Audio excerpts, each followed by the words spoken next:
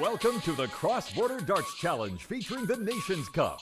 Coming to you from the historic Uptown Arts District in Michigan City, Indiana.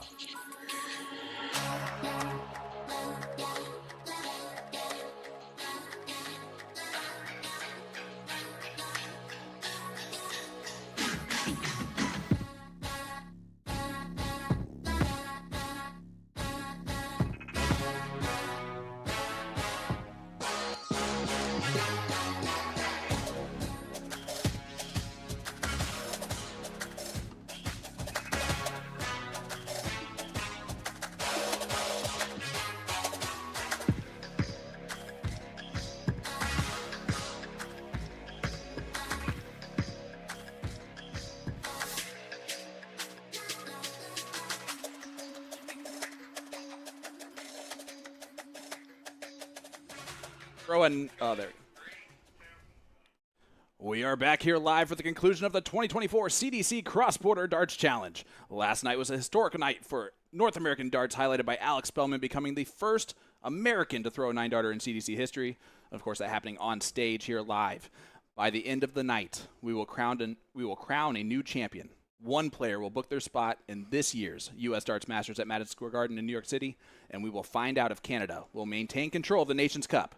They currently lead 5-3 in points. I am joined by the great Gordon Dixon. Gordon, it's going to be an absolutely fantastic night. We're going to look at this bracket here real quick and review what occurred last night. Yeah, we talked about it yesterday. We started the evening with 16 players. We're down to 8.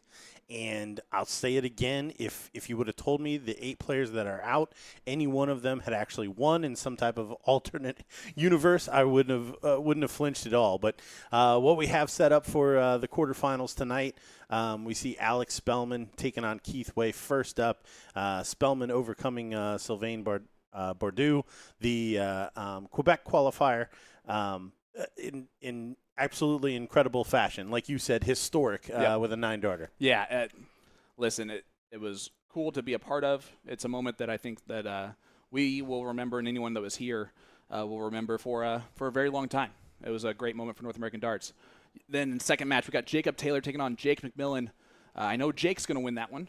We just don't know which one. And let's talk about the importance first of the Alex Spelman Keith Way match. If Keith Way wins, Canada will lock up the Nations Cup right away. Yeah, interesting. Because of the other matchups, you're exactly right.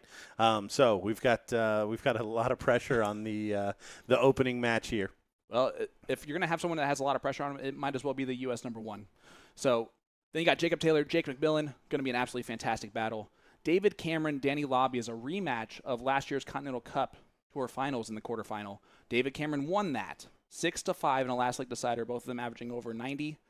I'm expecting fireworks in that one.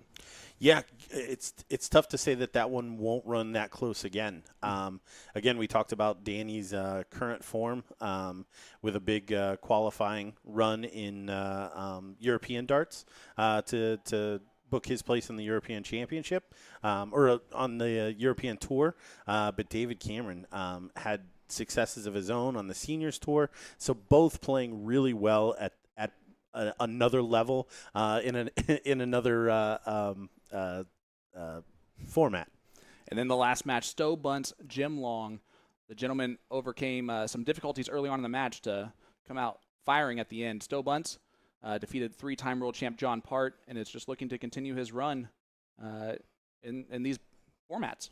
Yeah, both of those matches kind of running relatively similar. There was some struggles early on by both, and ultimately overcoming their struggles early and winning relatively easy, as in not a last leg decider. They had a little bit of breathing room in those. Well, without further ado, let's send it down to our MC, Jay Flats, for the first match.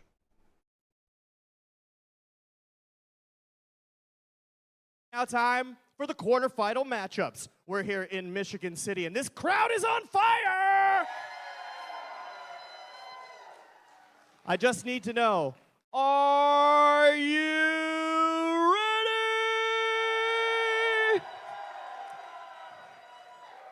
It's our first matchup of the night.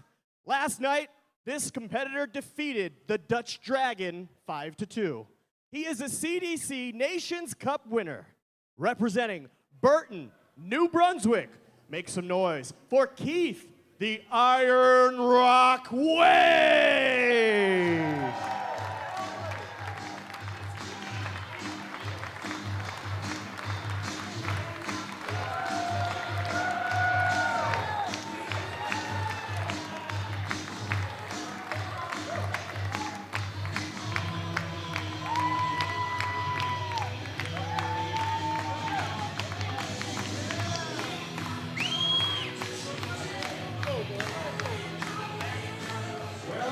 Canadians in the house, where are you? Where are the Canadians at? Are you ready to meet someone from Team USA? Well, ladies and gentlemen, last night this man had a 9-darter, and you saw it live on the stream, or if you were here in the building. He defeated his opponent 5-2. He's from North Carolina. Please welcome Alex the Jackal Spelman.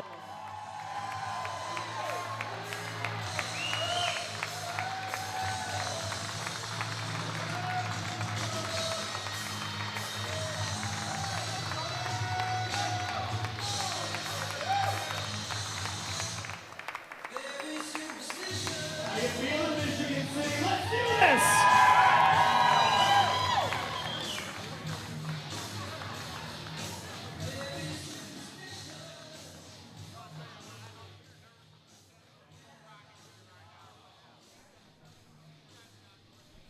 Hello, everyone. This is the first quarterfinal of the 2024 CDC Cross Border Darts Challenge live at the beautiful Uptown Social in Michigan City, Indiana.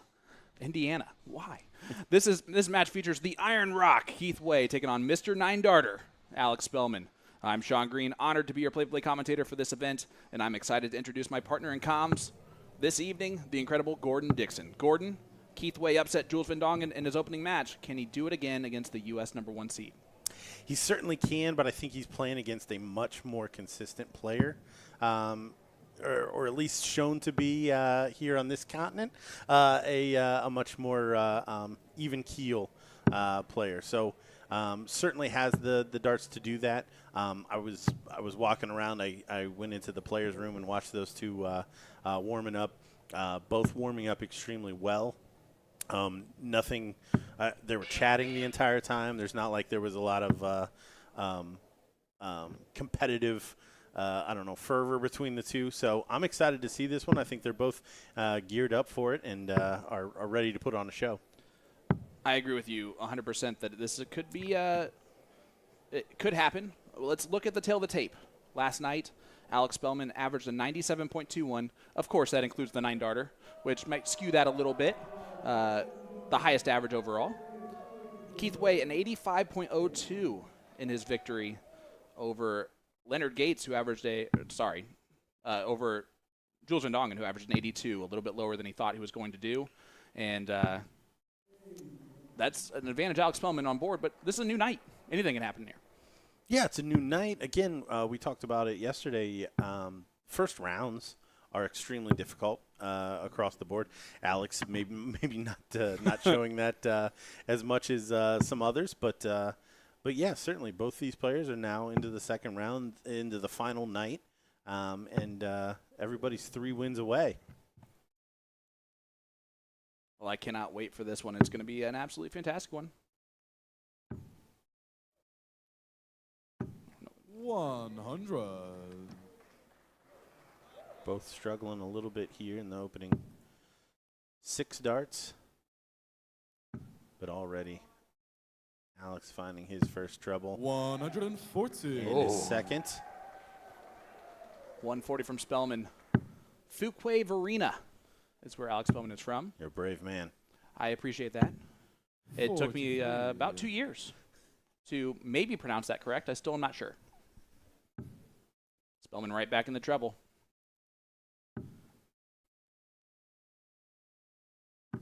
And that's a 180 from Alex Spelman, his 5th of this event, his first of the evening.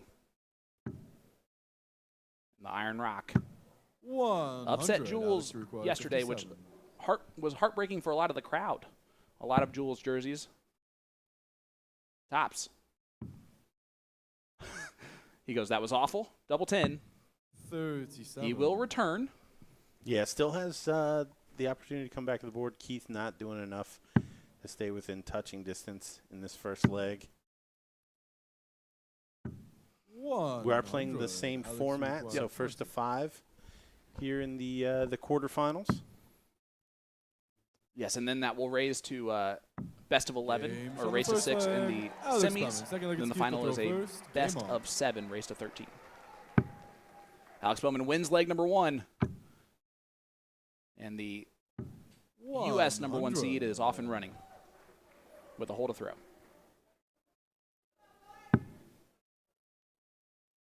Spelman again. Almost unlucky on dart 2, the flight down. Gets a 137 out of it anyway. Alex had the most 180s last night with 4 throughout the evening. He's added 1 already today. Second in that, 28. Leonard Gates, who's already gone. Jules Van Dongen also had 3 as well. So 2 players no longer in the tournament in the second and third spot there. It goes back to the 83. old dart cliche of troubles for show, doubles for dough. absolutely.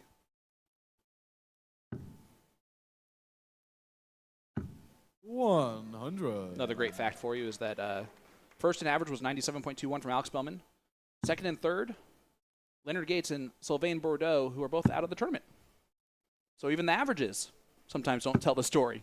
41. Of course, Sylvain went up against Alex, so that changes that one. But that was Jake McMillan, who we will see in match number 2 here, defeating 95. Leonard Gates' 94 average with an 87.41 of his own. Coming down to timing. Same thing here. Alex with a really good chance to attack the Keith Way throw here. He does not like the look of that, 99. which is why he switches there. He also knows that he knows how to take out 141. He did that recently, I think. 58. It's all a Alex blur for me, required to be quite honest with you. 141. All right, here we go. Treble 20. At least he did it when it really counted. Move back up. 96, 105. 36 Keith left, yep. require 120. All right. 120. You think it needs to go. Needs to find the treble. Does so. Tops. For the Iron Rock. And he drags it low. So Spelman, a Alex good opportunity to break the 36. throw right here. Take a 2-0 lead. Game from That the is second about as leg. dead center as that Alex treble or Spelman. double 12 was in the 9-darter. Third leg is Yeah, I don't Alex know to if throw there's a first. geometric center Game of that particular shape, but that If looked I to had be to- as close as. Yeah, if I had to guess one, I would probably place it right there. That's a great first dart for him to stack here. A lot of room. 140. You saw the reaction out of him. He thought he was hitting a 180. Yeah, Alex already back to the same level that we saw yesterday. 140. Again, it's tough to say in a race to 5 that the third leg is a must-win, but it is shaping up that I think Keith 108. Way has to do something And quickly, it looks like. to let Spelman know that he's not going to be able to run away with this. 100. Yeah, I'm actually going to argue with you that Spellman's playing better than he was yesterday overall. Because if you remember, that one leg was really the difference in that average jumping. He's averaging 101.69 41. until that throw by just playing very consistent.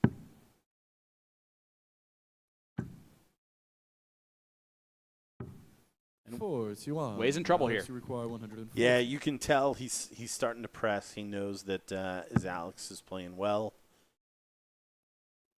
he's going to need to do something special to keep up with him. 100. Textbook to lead tops after 12 darts.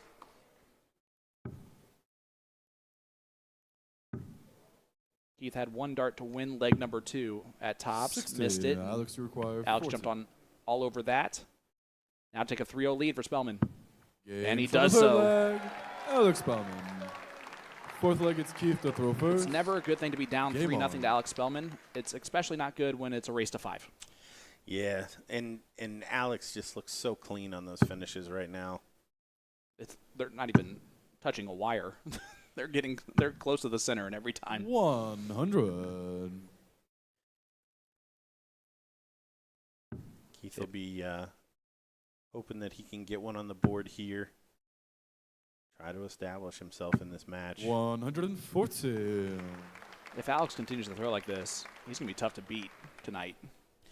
Yeah, well, it's it's tough to predict a run like Jeff Smith, but this is the kind of 140. start that you need to have a run like that. Absolutely. Looking down, staying there. 58. The 2022 Continental Cup Tour. Oh, sorry, the 2 Continental Cup Tour champion, Alex Spelman. 100. Keith Way has been in these events for the past 2 years. He's played in the Cross Border Darts Challenge. He won with Team Canada last year at the Nations Cup. 95. Keith requires. So very used to these matchups and format with the crowd and everything like that. Spellman's just putting on a masterclass at the moment. Well, and he left it open for Keith there, giving him 6 darts from 161. Slack turn though. But yeah, Keith not setting it up the way he would have liked. Here comes Spelman. That's a 180 from Alex Spelman again, his third of the match. Heavy scoring. Looking for 419s, not going to find it. 54. Alex So again, 20. Spelman, a handful at double 14. As soon as he threw that first dart, he was disgusted by it. No score. And for the first time, reprieve 62. for Keith Way. He's got to take advantage of this. This must go. It's only going to be 1 dart. Double 16. 46. Unable to hit it. 0 for 2 Alex on requires checkouts. 28. So tough when you're just getting 1 at the end of 3 dart combinations. Double 7. Alex not looking convincing here. 14. Not looking convincing at all. Keith So requires after 16. 3 really good clean legs, runs into a little bit of stumbling block. Keith Way will be more than happy to step up Games on the here fourth leg. and smack a double. So fifth leg, it's Alex to throw first. Game on. He'll take the leg on the board. It is just a hole to throw at the end of the day, but it's one that he needed.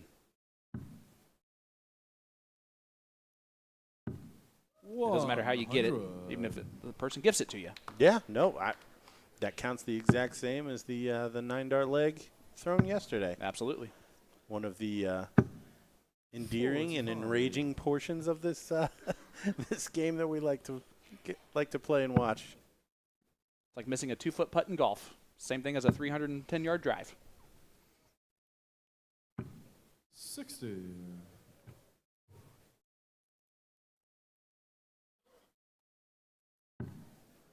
Another interesting part of Keith Way's game that you'll see from that front on camera, as that's a 180 from Keith Way, gets his first of the day, his second of the tournament, is that he is left eye dominant and uses that left eye very well as a right-handed dart player. 22.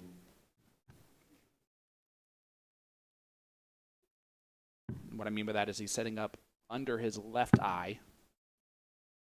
And as someone who was in the military and retired military for the Canadian military, he's probably learned how to shoot and knows that he is left eye dominant, if I had to guess. That helped him a little bit. Alex tricked our 140. spotter with his eyes there.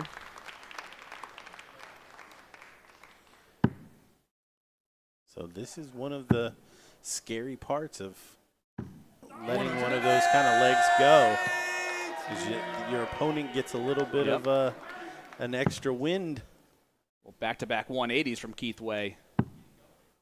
Puts him in the driver's seat to break the throw. And it should have been 4-0, and he is 36 away from being back on throw. And he hits it. The Iron Rock is in this thing. You see a shake of the head there from Alex Spelman. He knows. Game on. He finds a double 14 in the last leg, and Keith Way probably doesn't hit back-to-back 180s in the next leg. You're not wrong. 100.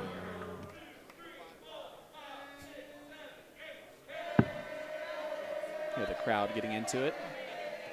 It is a sold-out crowd tonight, as people are 100. still coming in from dinner and everything like that. I got to be honest with you, though. If I saw Alex Spelman playing in the first match, I'd want to be here. Yeah, that's that's the one I'd try to catch.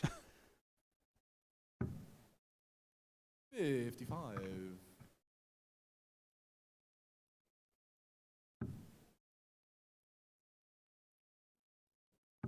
So much of that bed left. 140. And he would have been very disappointed if he didn't get at least 2 trebles in there. Yep, that would have been one of those sad 140 or 100s. I'm always grateful for those, so I don't know what you're talking about. 100.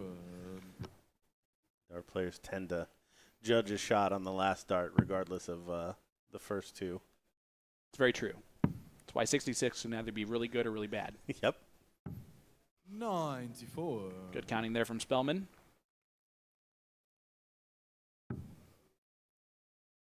Puts himself on a checkout. 95. Oh, Alex, you just require next door for 167. Keith. Does still leave a finish. But Alex, Treble 19. Oh, not going to do it. But again, giving himself the 139. lead Keith here in require this leg. 151. Keith's going to have to do something special. Oh, and it was on after the first dart. so Spelman on the same number that he 91. missed a Alex lot of darts require at, 28. Now trying to get redemption. It's a good marker. And he Game does seven, get six redemption. leg. Breaks the Alex throw of Spelman. Keith Way. And we saw this all yesterday Seventh leg against when they Alex got to within go the first. one leg and Game on. it was the person that was behind 3-2 and they had the throw. It always seemed like a break of throw for the player that had the lead. Why we saw a lot of 5-2 score lines. Was that 6th leg, 37. which of course was special for Spelman too. Yeah, Yesterday. yeah. Sixth leg was quite a leg from Spelman yesterday.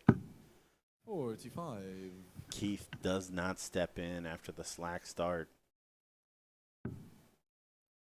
Does that bother dart players when they see a slack dart from their opponent and then they do not capitalize on it? Well, honestly, it 60. goes back to the comparison of like boxing. Like when one player throws a good punch and then it seems to be followed up, and then one poor shot seems to follow up with a poor shot. Yep.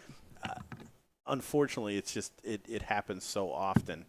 I mean, to answer your question, yes, but we see it so often. I 96. I can't explain to you what makes that shot come out at that time.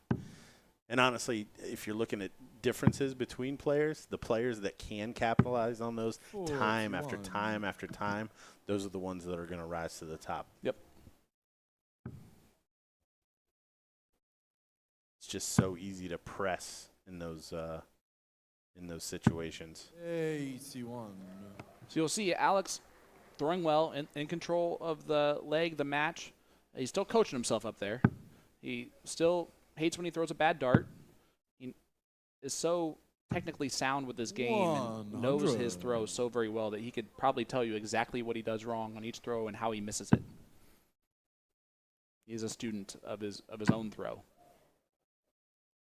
He's looking down. 129. He gets the 1-2-9. Keith needs a treble in the first two darts. leave a finish. And you see the shake of the head. He knows he's given Spelman 6 darts from 98. He may only need 2. And he gets it in 2. A 17-darter to win it for Alex Spelman. The Jackal continues his run. He is our first semifinalist and keeps America's hopes alive for the Nations Cup with his victory. A great run from Keith Way. Had a great match last night against Jules Van Dongen. And he should be leaving with a good feeling after, not after the 80 average, but just after competing really well. Yeah, making the trip, obviously Jeff. getting the big W yesterday. Honestly, what a quarter that he was in.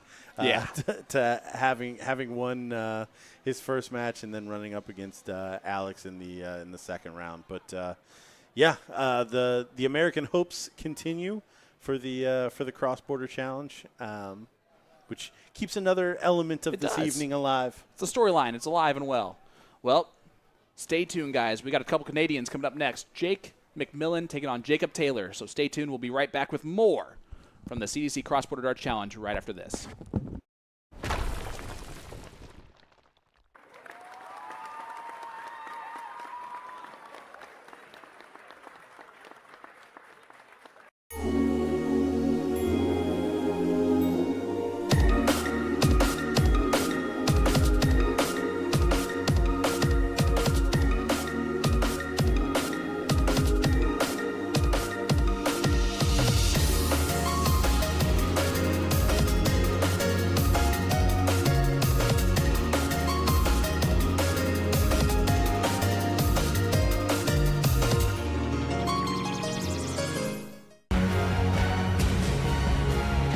Luke Humphries, MVG, Michael Smith. The best against the best against the best. There is no sign of this teenage dream coming to an end.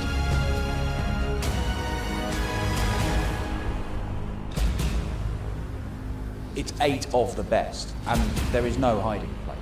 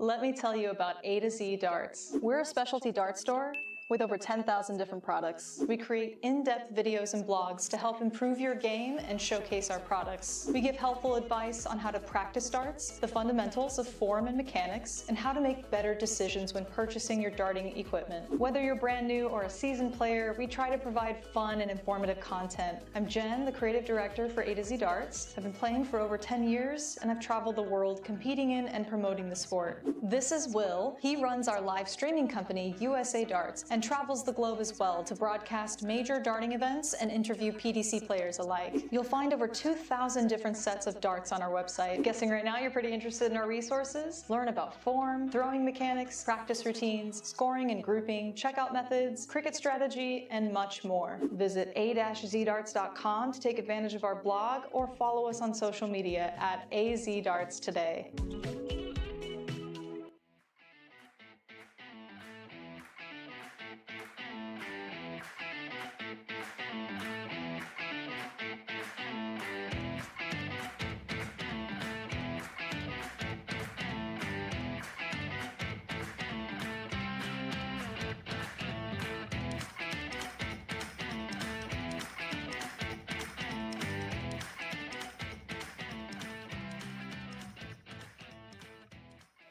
Oh, how we feeling, Michigan City, right now?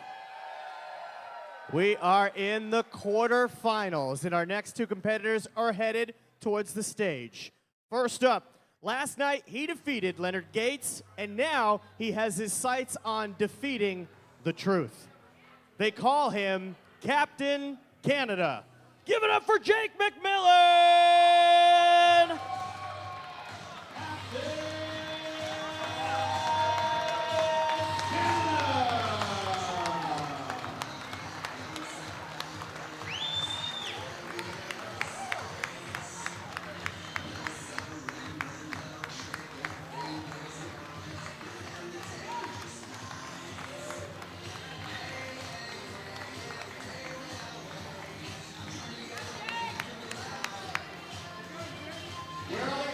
Come on, Captain Canada, let's go.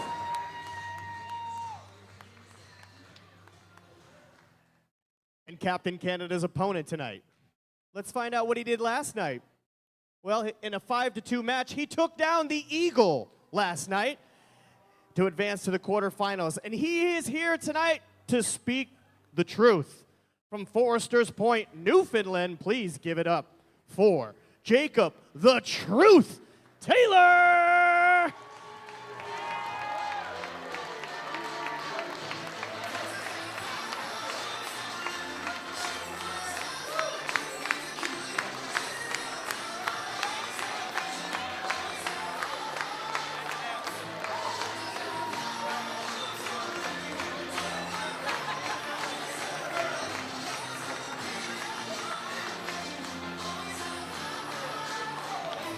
Are you ready for a little Canada on Canada Pride, everyone? Let's go!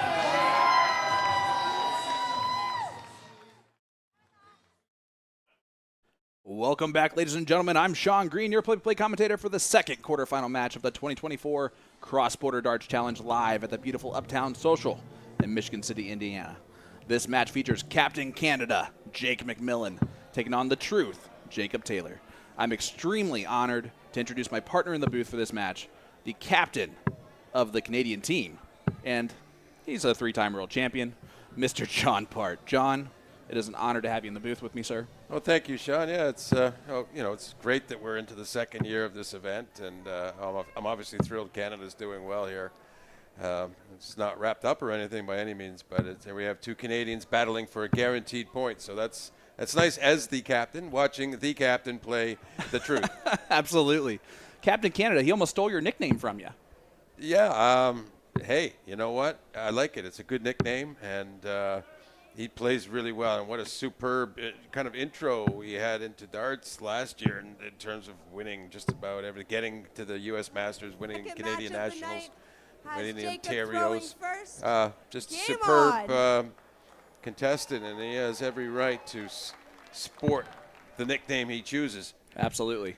And it's ringing true. 96. He's taken on a power scorer in the Truth, Jacob Taylor from Newfoundland. It's going to be quite a battle.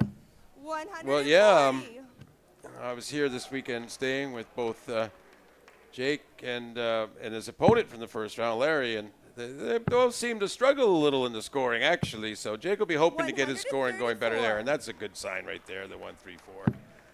Absolutely. We mentioned it last night that Taylor's had for him an off year in his averages. He was down to a 82 overall for the year last year, in his averages, so looking to rebound nicely. And he has the talent to where he should. Yes, and a lot of the time in darts, inside of a match or even inside of a tour and competition, the median average sort of can dictate a lot. Where we're here trying to win matches, and without thinking too much, you try to get that job done, and then you see where the averages fall, and sometimes we have guys hitting over 100 and this and that, just as they do in the top pros. As Jake goes for the 35 here, he'll need a double 16, and that's a good marker. And it will settle him down. Yeah, that'll get him settled down. But I think that maybe some of it is the more you get into the tour and a few years in, and there's maybe some settling that you don't want. And so he's looking to return to the sharpness and the maybe he brought in the first instance, that's always been there as well. Absolutely. 140. No, you're absolutely correct there. So would you agree then that averages for a match and things like that 140. really are more for our storylines than the players care about as much in that regard, as long as they get the win? Yeah, any player will tell you that the win is the primary thing. And it's fun to have a good average. Yeah, averages are a great guide to know if players are playing sharply. I mean, we look now, it's only a leg and a half, but we see both were over 100 a second ago. And, well, we know they're playing decently. They're averaging 100 a throw, basically, or better now. And so, in other words, they haven't had a slow start. They're kind of getting in there right away, toe-to-toe. And what that tells us also is there's not a lot of room for error here. No, absolutely not. 90. You want to speak about these two gentlemen. They are just getting on with it. Jacob Taylor down to 168. He actually is 96. notorious for on 303, 305, starting on the 20s. And there he actually started on the 19s, did that correctly. Jake tops. Will he get back, or will the truth 72. steal this? Yeah, big opportunity on the break of throw. And that is unforgivable, really, in his own mind right now. 40. The truth doesn't often pause like that. He's very disappointed. Of course, Jake's elated he can get this saved if he gets double four. 12. And unfortunately does Jacob, not you get the require double four, so 32. Jacob Taylor to break the throw and take a 2-0 lead early. In a race to Game 5, shot that's a the big second moment. leg. Yeah, and there was a let-off there for Jake Jacob McMillan. to throw And, first. well, Game on. he didn't take it. And he's going to, I think it's vital for him now in a first to 5 legs to break the throw right back here, get it back onto the throw, because 60. in the end he'll have to get another break in any case. So he's up against it a bit, and you don't want to leave that brewing, 100. or Taylor will settle in, probably get even better because he's been scoring so well. Yeah, absolutely. Being down 1 break a throw in a race to 5 is difficult. 41. Being down essentially 2 after the first 2 legs is it puts you well behind and needing to, 137. like you said, break right back pretty much immediately. And most pro matches these days, if you don't know watching, there's no going for the bull in the final leg or anything. It's 59. all just off of the first one, and that's how it ends up. So we don't assume anyone knows anything. That's why it's a 2-break situation that Jake McMillan needs now to win the match. If he holds his throw, all the other legs he has throw. So Exactly. it's already kind of a tall order. 99. Jake, you require 124. But if we look at the averages are telling us Jake can do this. 100%.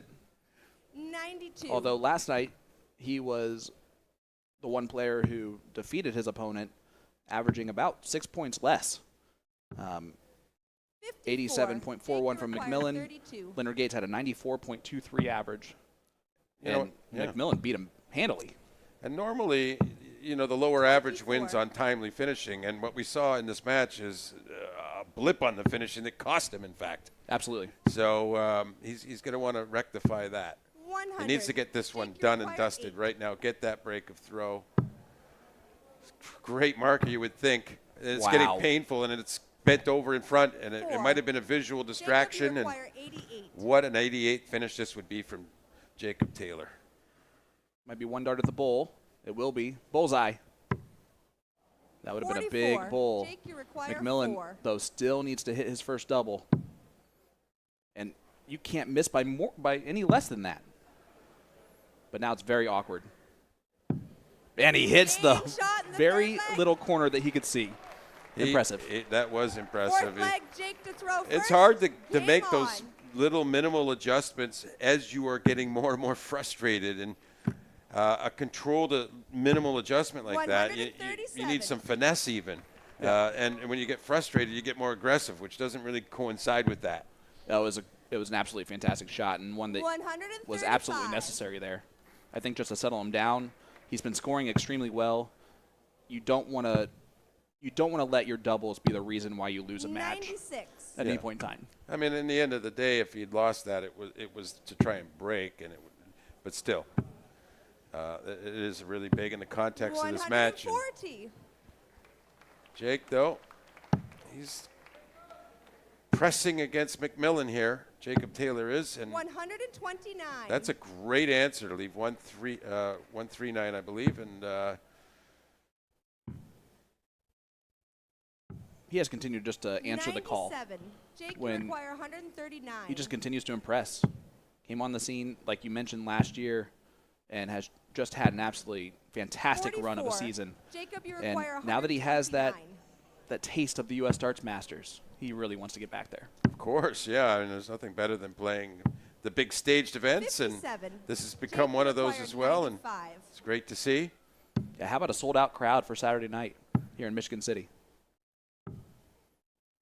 As Jake 39. can just Jacob, you require Yeah, they 72. might have found a more permanent home, I guess. I'm not sure of all the plans, but it's good to see a healthy event in the CDC and some great play. And 64. Jake, you require 56. I think some of these missed doubles and stuff we're seeing, there's the cup, of course, but I think there's also the spots in the U.S. Game Masters. shot, the Absolutely. fourth leg.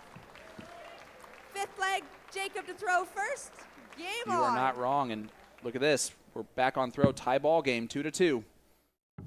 It's as if we're starting from scratch and just playing a race to 3. 96. Yeah, and it's decent enough open there from Taylor. He would have liked more because this is a sort of thing that 140. he did lose ground. Ideally, anytime you start a leg, you want 2 big trebles. Then even a 180 doesn't hurt you 60. too badly. Absolutely. You know that if you take it out in 12, Yes. you automatically have that advantage. Well, yeah, 42. you get the 3-2 big treble visits, and you're on a fairly easy outshot. So that gets the job done in 12 most times. 60. So I can't have you on here and not talk to you about the special moment last night with the 9-darter from Alex Spelman. That double 12 might have been as clean of a double 12 as you've 58. maybe seen. Yeah, well, it's funny. The perfect game is such a strange creature, and and 44. that was perfect. Yes, it's like really great for our continent and the CDC that 140. we've had it now streaming worldwide, and the quality is seen there. Of course, and this is a player who didn't quite 46. get through Q Jake, school, you require and 121. but you got to understand it's hard going over there. I tried it myself too, and I was nowhere near as close as Alex. But, 41. we do have guys over there, and like Danny and Jules. It was great to see Danny finally get over the line. Yes. As a 100. Jake, Indiana you native, I'm require also from 80. Indiana, so I've known him since he was 19, 18, and still the best. Double 10 for the first lead for Jake McMillan. And Captain Canada 60. Jacob, might you require return, but 95 is very doable for Taylor. Yeah, the double trouble's plaguing McMillan right now. I mean, he did get a really good pressure double, but that's he's 44. returned to missing now, and Sorry, correction, 46. Jake, you require 20. Game shot in the fifth Great leg. marker. Kisses it in on dart 2, and Captain Sixth Canada leg. reels off 3 straight to take back control Jake of the match. to throw first. Game on. Do a little do-si-do. It's the best feeling in darts. and now he just has to hold throw a couple of times. So Taylor's probably wondering, 47. what did I do wrong? And I guess what he did wrong was not win leg 3. to get 3-0 up, and when McMillan was floundering a bit, and he didn't put him down like he might have done. You know, it's still anyone's battle here, or anyone's match. It's a bit of a battle. The average is not fantastic overall, and that, you know, that's a lot down to, in Jake McMillan's case, the missed doubles. 80. I think Jacob Taylor, he's just got the scoring down. It's not as consistent right now as it was, and things like a bounce out there and an 80, that doesn't help at all. 85. But you can't let yourself be down about bad luck. You just got to keep going and think, well, that would have been a 140, so I'm throwing good. He finds a treble. 93. I almost looked at the camera like, finally. It's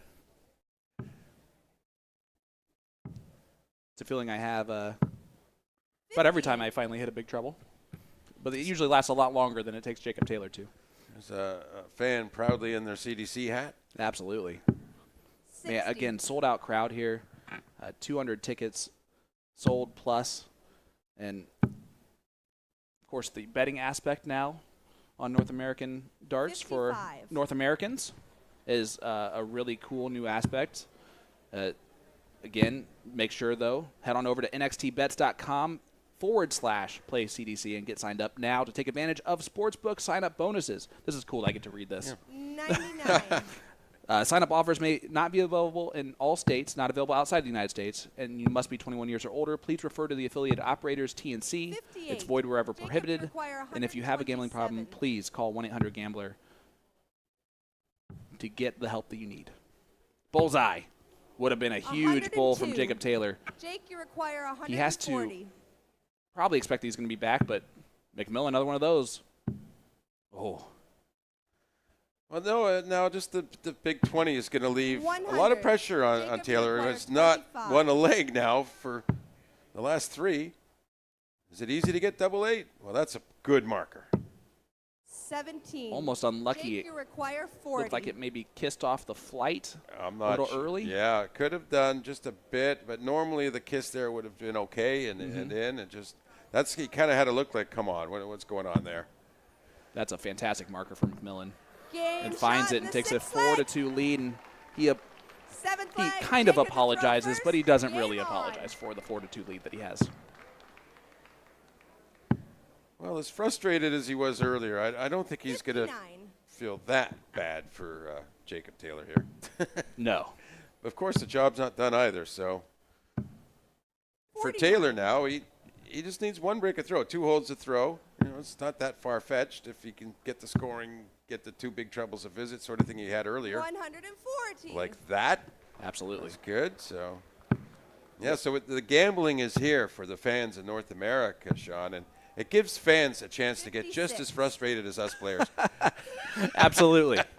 No, you're not But have wrong. fun and be responsible. Yeah. Remember, it's not an easy game playing, and it certainly isn't easy to figure out what's going to happen. And if you are getting – there's no reason to get upset at any players. They want to win too. 50. Oh, yeah. And they also have no idea what they did wrong. Okay, so just leave them alone if that happens. It's your fault for picking them. And 83. Well, yeah, you're befuddled, you know. Yep. And my instance last night, I had like about 11 100. missed darts, a double over 3 legs, and I just haven't been missing doubles lately. So I was a bit befuddled, as I said, and you know, it cost me competing in the match more vigorously. And 99. as we said, I don't really have an answer as to why that happened or was like that, but there you go. well, on the positive side, 100. your first line average Jacob, was a you require 96.72. 60. It was pretty darn good. No, I do really feel good lately, and I was expecting to play well. I certainly expected to finish a little better. 50. And You now, require a big 138. opportunity for a big outshot to wrap up the match on a 1-3-8. Starts down on the 19s there. 79. Jacob, you require 10. Wow, It's a tough dart for him, too. It's harsh. His dart lays very flat in the board. Now it's, I don't know how he finds it in there. Yeah, that would have been, Jake, you require 50. would have been lucky if it would have gone in, and there's nothing else he can kind of do about that. Now, if you're Taylor, you're hoping McMillan hits the treble 19 for a start instead of the single. Absolutely. You have to have evil thoughts as an opponent in the game of darts at times just to survive. I don't know. Taylor's such a nice person that I feel like he doesn't yeah, have those evil thoughts. He does. No, you're right about that. That's me trying to be a bad influence. You are Darth Maple. Yes. Well, Jake McMillan continues to defeat seeded players in this. Takes out the Truth, Jacob Taylor, 5-2. The averages weren't what we expected to be. However, McMillan won't care about that now. He moves on. He will take on Alex Spelman, and that will be the first semifinal matchup. Alex Spelman, Jake McMillan. And if you're Alex Spelman right now, you realize that you're going to have to go up against a very informed, hot player in Jake McMillan. Yeah, and he's ready to hit some doubles too, I think, on a more consistent basis. He can treat that as almost like a warm-up and just getting comfortable up there, and he's going to think, well, I've done all the homework now, and I'm ready to play, and Alex should be ready, and I'm sure he will be. I'm sure he's ready for anything. Well, absolutely. Guys, stay tuned with us. Our next matchup heading your way will be David Cameron taking on Danny Lobby Jr., a rematch of the Continental Cup. So don't go anywhere. We'll be right back with that right after this.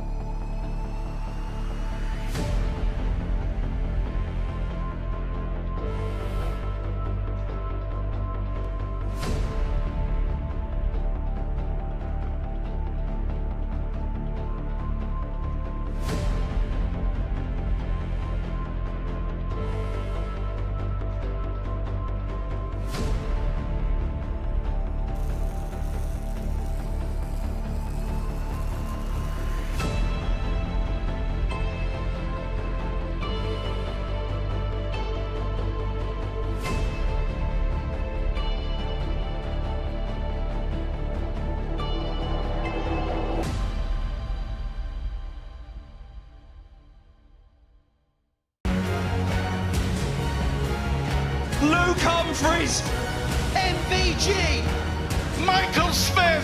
The best against the best against the best. There is no sign of this teenage dream coming to an end.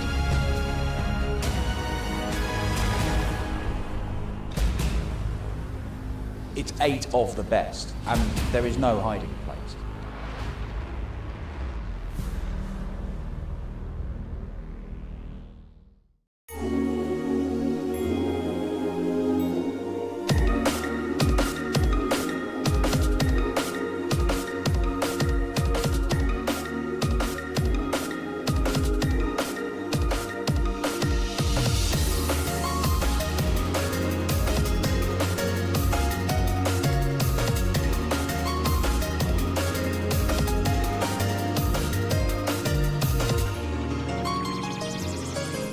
Let me tell you about A to Z Darts. We're a specialty dart store with over 10,000 different products. We create in-depth videos and blogs to help improve your game and showcase our products. We give helpful advice on how to practice darts, the fundamentals of form and mechanics, and how to make better decisions when purchasing your darting equipment. Whether you're brand new or a seasoned player, we try to provide fun and informative content. I'm Jen, the creative director for A to Z Darts. I've been playing for over 10 years and I've traveled the world competing in and promoting the sport. This is Will. He runs our live streaming company, USA Darts, and travels the globe as well to broadcast major darting events and interview PDC players alike. You'll find over 2,000 different sets of darts on our website. Guessing right now you're pretty interested in our resources? Learn about form, throwing mechanics, practice routines, scoring and grouping, checkout methods, cricket strategy, and much more. Visit a-zdarts.com to take advantage of our blog or follow us on social media at AZDarts today.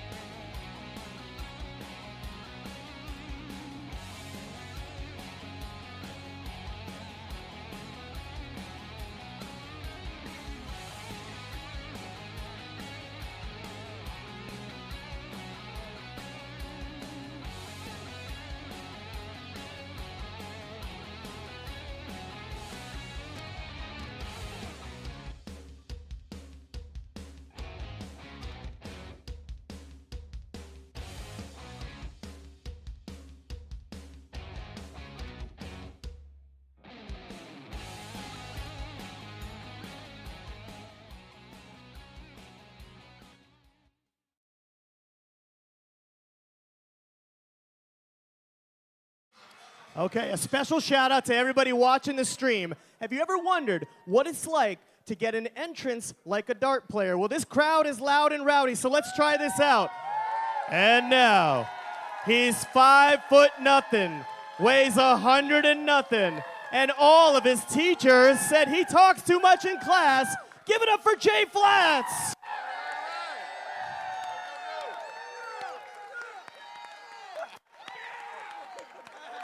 Are you ready for your next competitors? Let's do this, ladies and gentlemen. It's time for our next quarterfinal match. Let's bring out this Indiana native. He did not disappoint last night, ladies and gentlemen. He had a 5-2 victory over the Sniper. That's how he got to the quarterfinals. They call him DL2, and he's repping the great state of Indiana. Give it up for Danny Lobby.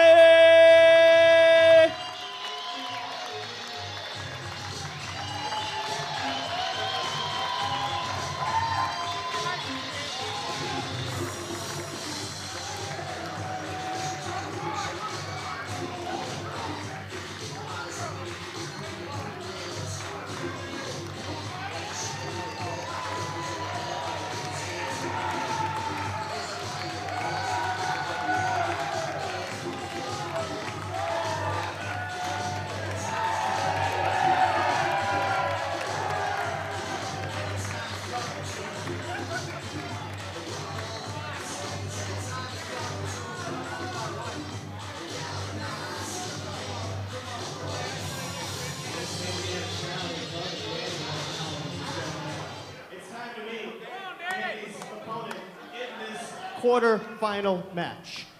Michigan City, are you ready? Danny, are you ready to meet your competitor? He's ready to go! Ladies and gentlemen, last night, he stunned this crowd with a 5-1 victory. He is a former CDC match play champion from Halifax, Nova Scotia. Please welcome David Excalibur Cameron.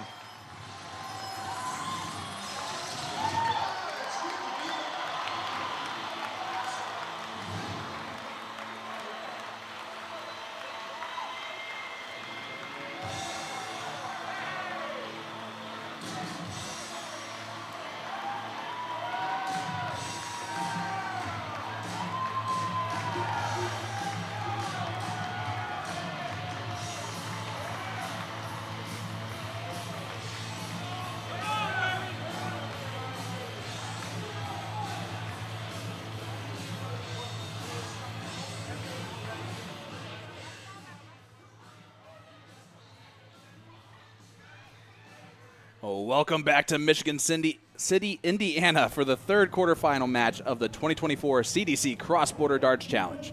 This match features the Indiana native and PDC card holder Danny Lobby Jr. as he takes on the Canada #1 seed in a rematch of the quarterfinal in last year's Continental Cup.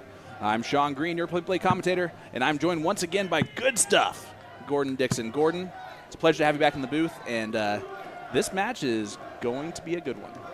Yeah, this I think this is a rematch we talked about. Yes, rematch of the Continental Cup last year. It's a quarterfinal matchup, too, which went in the favor of David Cameron. 6-5 was the final score line. They both averaged over 90 in that battle. So it was just a battle to the very end.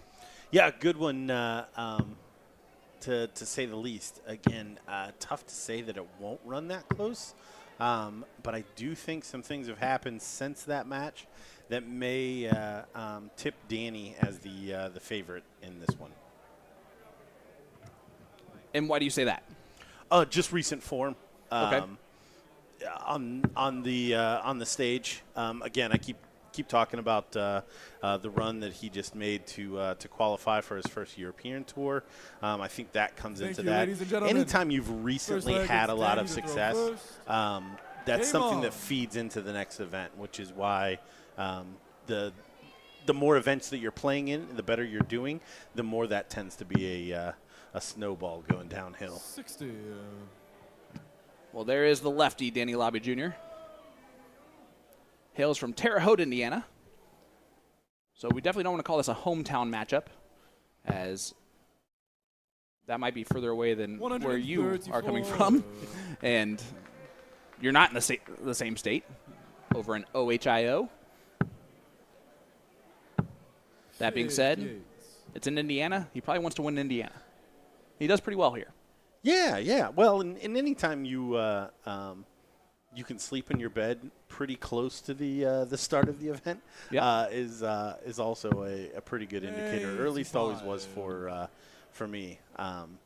But I think we talked about yesterday, like them traveling back and forth with the schedules that they need to keep in order to kind of play on both sides of the pond. They're very familiar with that kind of travel. So don't expect that to be an excuse for any one of these players.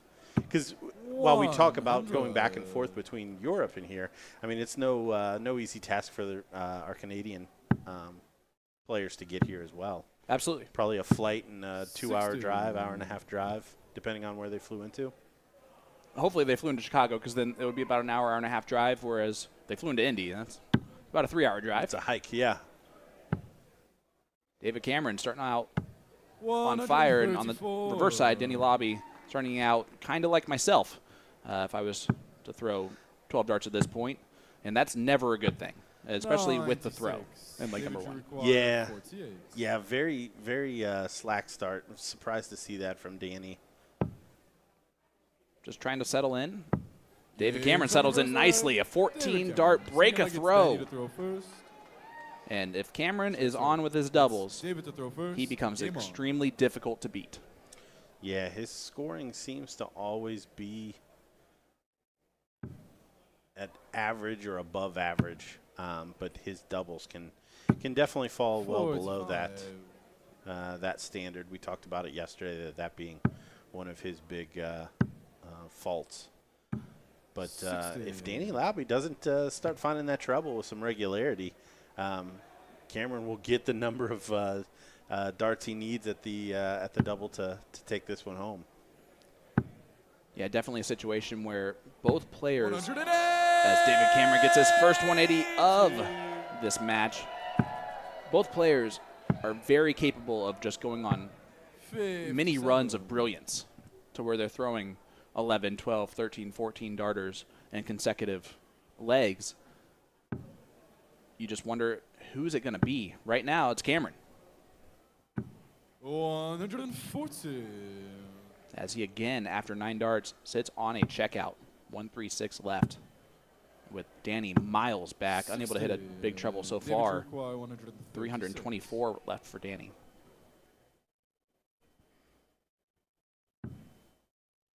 Good first start. Another one of those. Double 8. Wow, David Cameron, textbook. Brilliance. 136. Incredible. And again, if Cameron's going to hit his doubles first dart, this is big trouble. Even if Danny was finding the trouble with some regularity, Cameron could be an absolute handful. David Cameron, seniors Masters champion. And, of course, multiple event winner 136 for the CDC. Mainstay of our tour. And competed in the World Darts Championship last year for the second time in a row. This more like it from Danny. Starting to find the range. But Cameron has done exactly what he needed to do without Danny finding the range to jump out to a 2-0 lead. Sometimes that does not happen. So it's going to be very difficult for Danny to get back in this. Only down 1 break a throw, though. 60.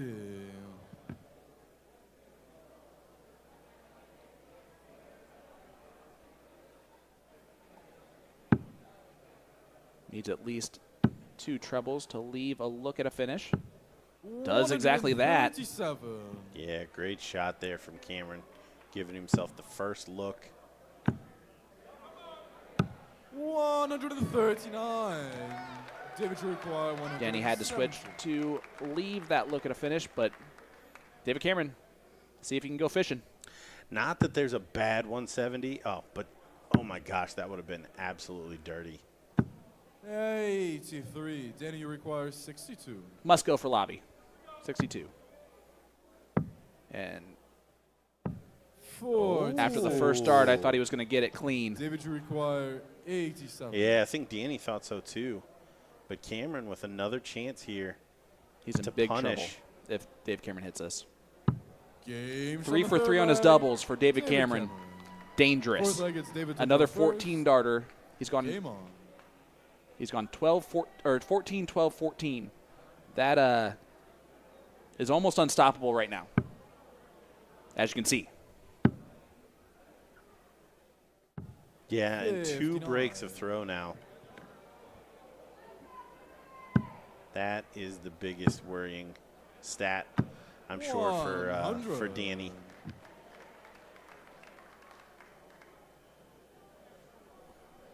The current record for highest average in the cross-border darts challenge is the 97.21 from Alex Spelman.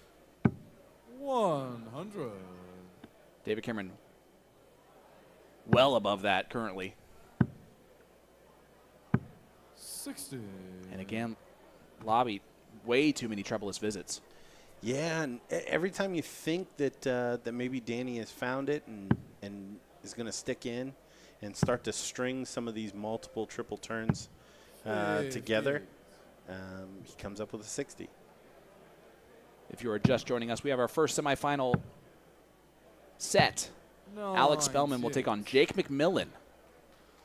We're waiting to see who is going to be in that second semifinal. David Cameron up 3-0 in a race to 5 on Danny Lobby and not looking like he's going to slow down anytime soon. 140. I don't know how you can fit that barrel between those 2 darts. Yeah, no, that seemed like a harder shot than actually hitting the triple. 134. David, you require Great 134 from Lobby, but Cameron already hit a 136. Can he hit a 144? Well, I think he can. It's a matter of whether he's going to do it in this timing. He's not, but that 109, we keep saying that these are must-win legs. 109. And I think that's coming even more. Great first dart. Tops. There's a 109 checkout from Lobby. Danny Lobby. That might be just what he needed. It is a Fifth leg, it's Danny to throw break a first. throw for Lobby. So he gets Game one of those back. Gonna need at least one more. But first, you got to hold it. Yeah, a hold here will start to make the belief on Danny's side and start to hurt the confidence of Cameron after jumping out to a 3-0 lead. Cameron's still averaging 107 currently, which is just 97. incredibly good. But both of these players know. Both have been in these exact same situation multiple times. That's one of the things that you get from having these competitions and being able to play against the best, whether that's age group, geography, whatever that comes out to, whatever that comes out to be.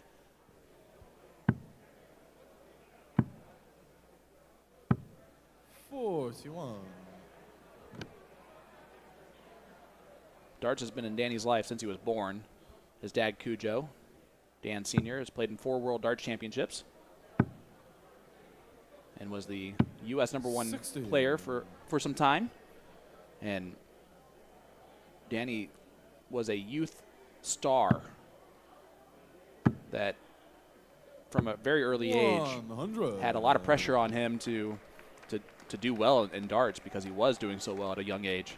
And it's nice to see him, PDC Tour card holder, just making all of that a reality. And it's almost like his career is just now starting, even though he's been in this game for 18 years at this point. Well, there seems to be a trajectory that almost all dart players, and I say almost all because we've had a huge outlier in the last 4 or 5 you're not months. wrong. Come out in Luke Lidler, and look at this. Oh, the shot was on. 96. 117. Again, almost a must. Yeah, Lauby with the 109 in the last leg. Get a dart. And he pins it again. Back-to-back ton plus checkouts for Danny Lobby. Wow, great shot. And talking about a hit to your confidence, David is going to start thinking about, man, what do I have to do here? I'm average on 100 plus. I'm hitting my doubles first dart. And He's 3 for 3 still on doubles. Yeah, and this jerk's going out 109, 117 when I think I've got him. 97. At the same time, there's a difference between like parring the first 4 holes on a golf course by chipping close to the flag because you missed the green, or just having a very basic 2-putt and just missing that first putt. David Cameron right now has to feel a lot better about being on the green in 2. It seems like every single time right now. 140. And the range is starting to be found from Lobby in a more consistent fashion. Yeah, his continues to rise. Cameron's understandably continues to fall a bit. 100. But his scoring is right there. The setup shots continue to be there. 100. And Lobby continue to find it very James Wade-esque, this performance so far from Danny Lobby. It's quite a compliment to be fair. 60. At the end of the day. Well, that's usually a pejorative out of my mouth, but but it was meant as good timing here, as Lobby is 96. drastically Damage lower as far as the 156. averages are concerned, but continuing to find ways to win legs. Needs 2 trebles. There's the first, another one of those.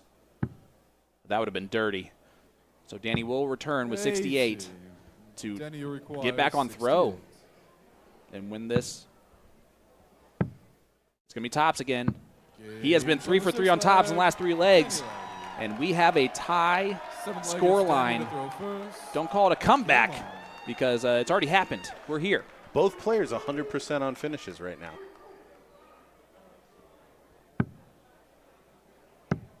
I can't. Yeah, that has to be accurate with how Danny's not going to look. I don't think in the first 3 legs. No, I don't think so.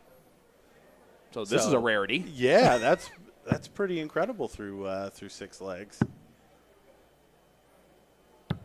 137. I'm sure there's a chat somewhere blowing up. I'm missing about our mistake. Yeah. Missing a finish from Lobby. 100. Let's make this perfectly clear. We're thinking that is correct. We're like 90% sure. So we know very well it cannot be as accurately factual as we think. But if it is, it's a really cool storyline. All right, Danny, 321 after 6 instead of after 3. But that is brilliance right there to leave 181 after 9. And this is for 4 on the spin. 2 holds, 2 breaks. It's not very often you see a player down 3-0 and 2 breaks a throw and a race to 5 and be able to come back from that especially against someone like David Cameron, who's averaging 97 still. Yeah, and it's not that there's been a huge drop-off as far as Cameron's concerned. I mean, if you'd asked him if he was going to keep up a 111, 114 type average, I don't think even he said he would have consistently done that. Yeah, 76 scored total. Where should this last dart go?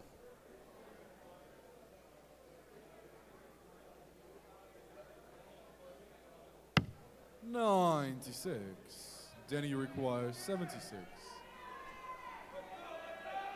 He does leave the 167. Danny will get 1 dart at, but that's all you need. And it is all he needs. Wow. 4 on the trot, 4 at tops. And Danny Lobby 8th leg, it's David hitting it about as well as Gerwin Price right now. And we're back on throw. We are not only back on throw, Danny has the first lead. And what a comeback this has been, doing 4 legs on the spin. And hats off to David Cameron, just continuing to plug away here. It's like nothing is phasing him right now, including this comeback from Lobby. But the best case scenario is Danny gets the first and last leg decider. Yeah, not continuing with the sub 15 finishes, but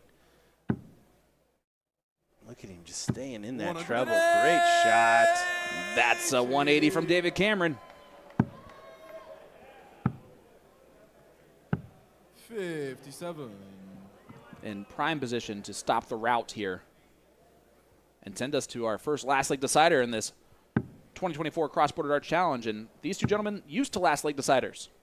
Yes, yeah, we're being 121. treated here to potentially the longest match of the tournament thus far. 100. David, you require 66. So this to take us to a last leg decider. Treble 10.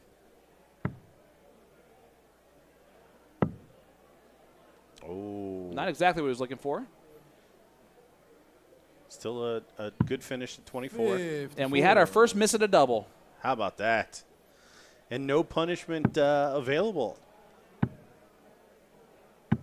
100. David, you require 12. So 12 to send us the distance. It's a good marker. Oh, no. No score. Oh, could he do it? 144. Could he He's do done it? this on the biggest stage in the world. Oh, it's not going to go this time. So Cameron will be back to clean up the 12. But Danny's going to put some pressure on it. 128. A lot of David, pressure on David, it. you require 12. And as soon as he needs to hit it, he does. David Cameron. 16 dart. Ninth and Hold a final throw. leg. It's Danny Last to leg throw decider. first. There we Game go. on. This is the bonus of winning the cork. We hear Oh, that's not good. our MC getting involved there. We'll let it slide. Discuss that later. Yeah. The last time these two played a last leg decider, I believe Danny did have the throw as well, and David broke the throw in the last leg. Oh, how about that? 100.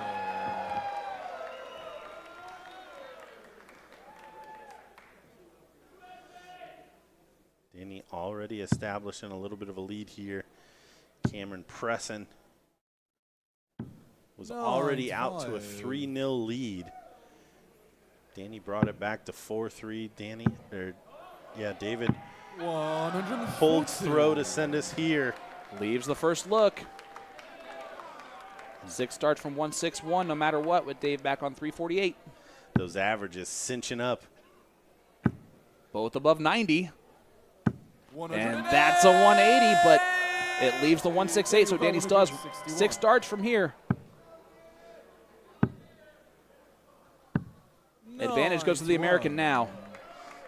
Good 70 last left. start there.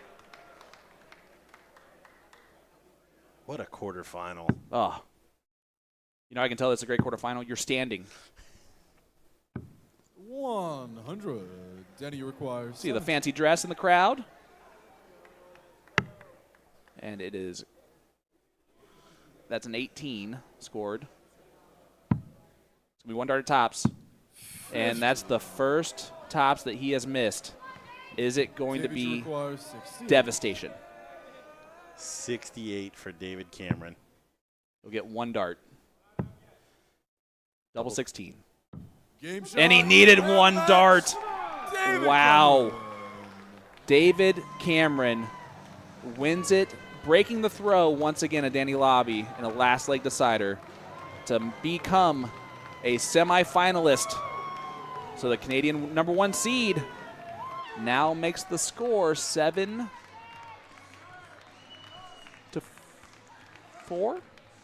Yes, because there was a guaranteed point in that second match.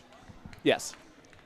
7-4. So we have 1 more quarterfinal left. Who is going to take on the Canadian #1? Is it going to be the gentleman, Jim Long? Or is it going to be Stowe Bunts? Stay tuned. We'll be right back with more right after this.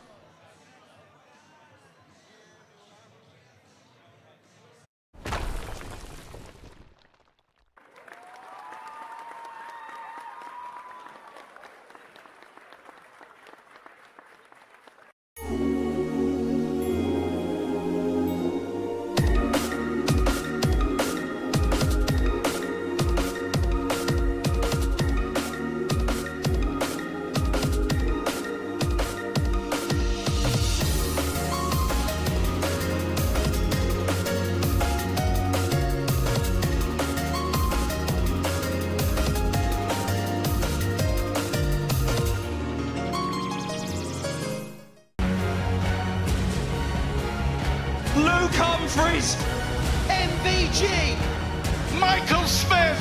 The best against the best. The best against the best. There is no sign of this teenage dream coming to an end.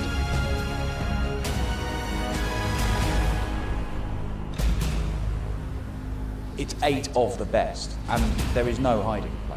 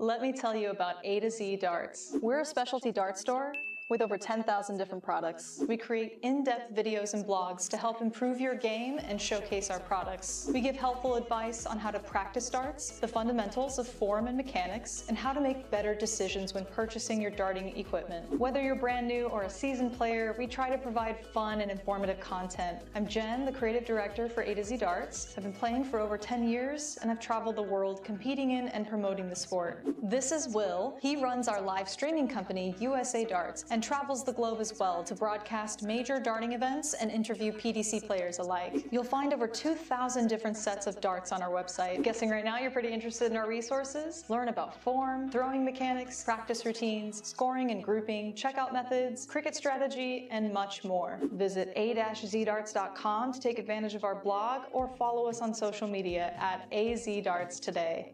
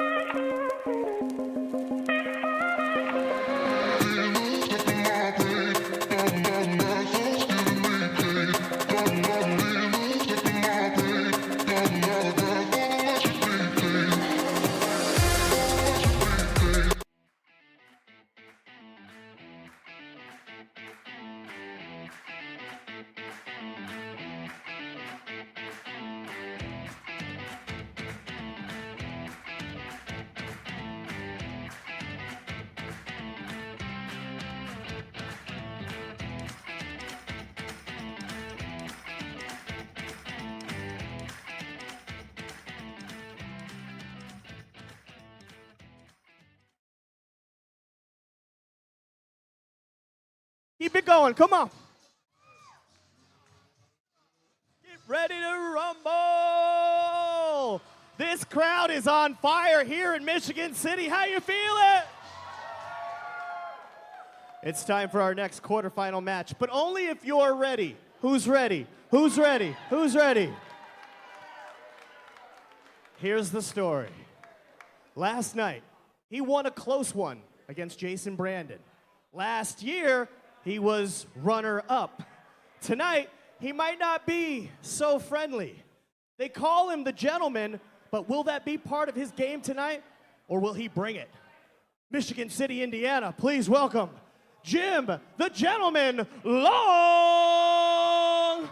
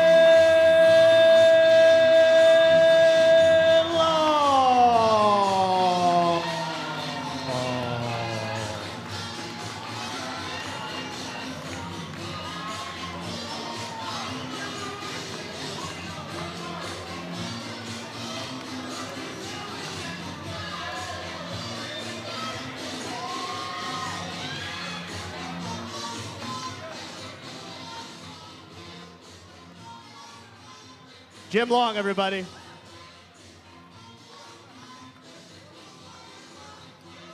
And now, our final competitor in this last quarter-final matchup, ladies and gentlemen.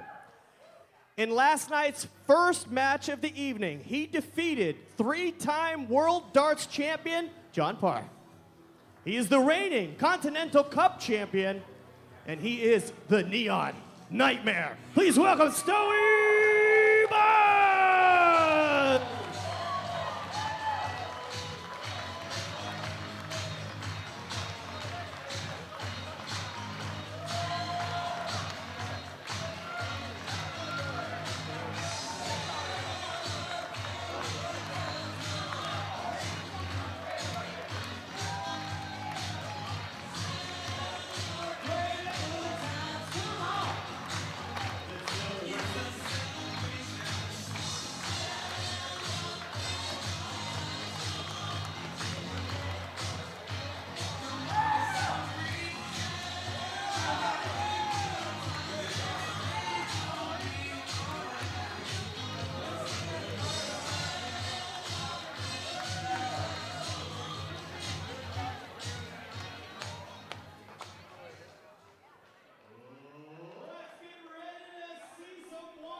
Welcome back, ladies and gentlemen. I'm Sean Green, your play-by-play commentator for the last quarterfinal match of the 2024 Cross-Border Darts Challenge.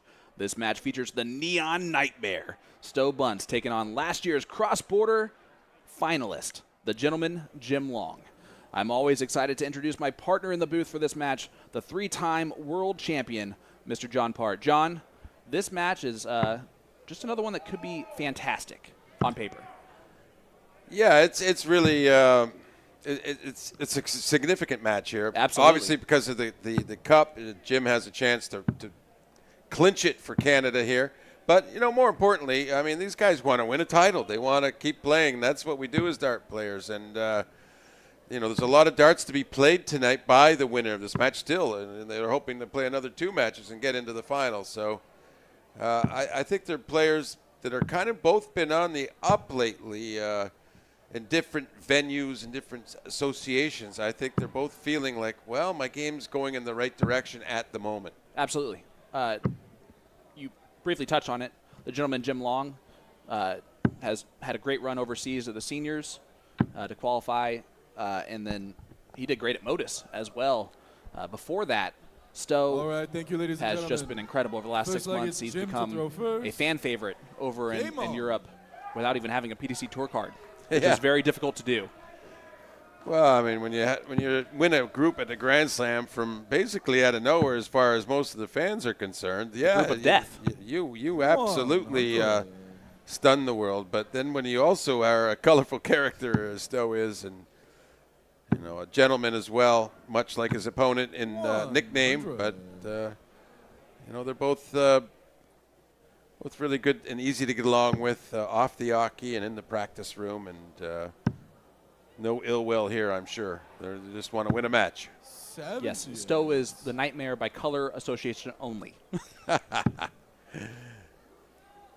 Yeah, it's hard on the eyes. Oh. Come on, man. He's so good looking that makes it good on the eyes, you know? So it's fine. You got to like the bright characters. And I like the juxtaposition here. The gentleman wearing just basic white jersey, nothing too fancy. Yeah. Got the Canadian flag on there. And Stowe, of course.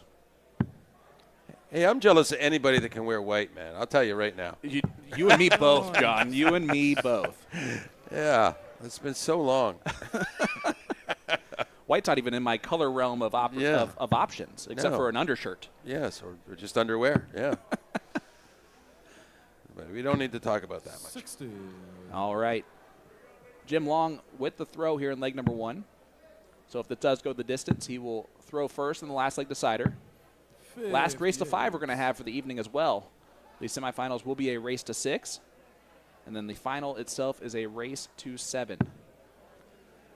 Unless one of these two players wins 5-0 in this one, we will not have a Jeff Smith-like run last year, where he did not lose a single leg on the second night. Yeah, on the second night, yeah. I mean, What a stunning 57, victory Jimmy and performance overall by Jeff Smith last year.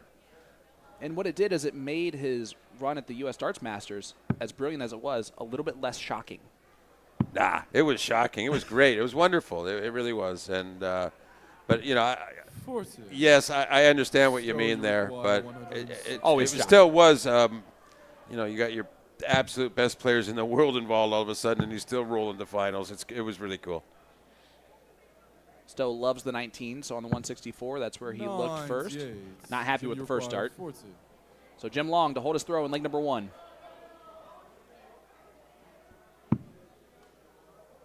Double 10. And he pins it. First leg, Jim Long. Second leg, Averages aside, he's on the board, and we are off and running. Well, predictably, a slow start after they were actually slow just getting to the start. Yes. Yes, that is the first time in one of our live events, I'm sure, that we've had a player miss the cue. Still upstairs when announced. In fact, I had nothing to do with it. Okay, no, actually, you made it quicker for him to get down there.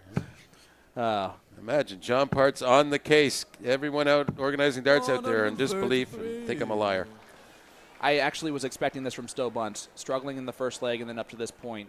He is very quick to switch the 19s, and it can be his honeypot, so to speak.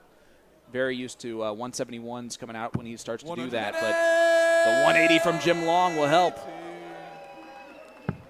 Well, the slow starts don't mean much. I mean, these guys are quality, and as long as your opponents got the slow start, then you ignite, and the other guy ignites. This is pretty standard fare in terms of how dart matches are conducted, and they're very reactionary in a lot of ways. Absolutely. Well, Stowe finding the range on the 19s is not a good sign for any opponent that he ever faces.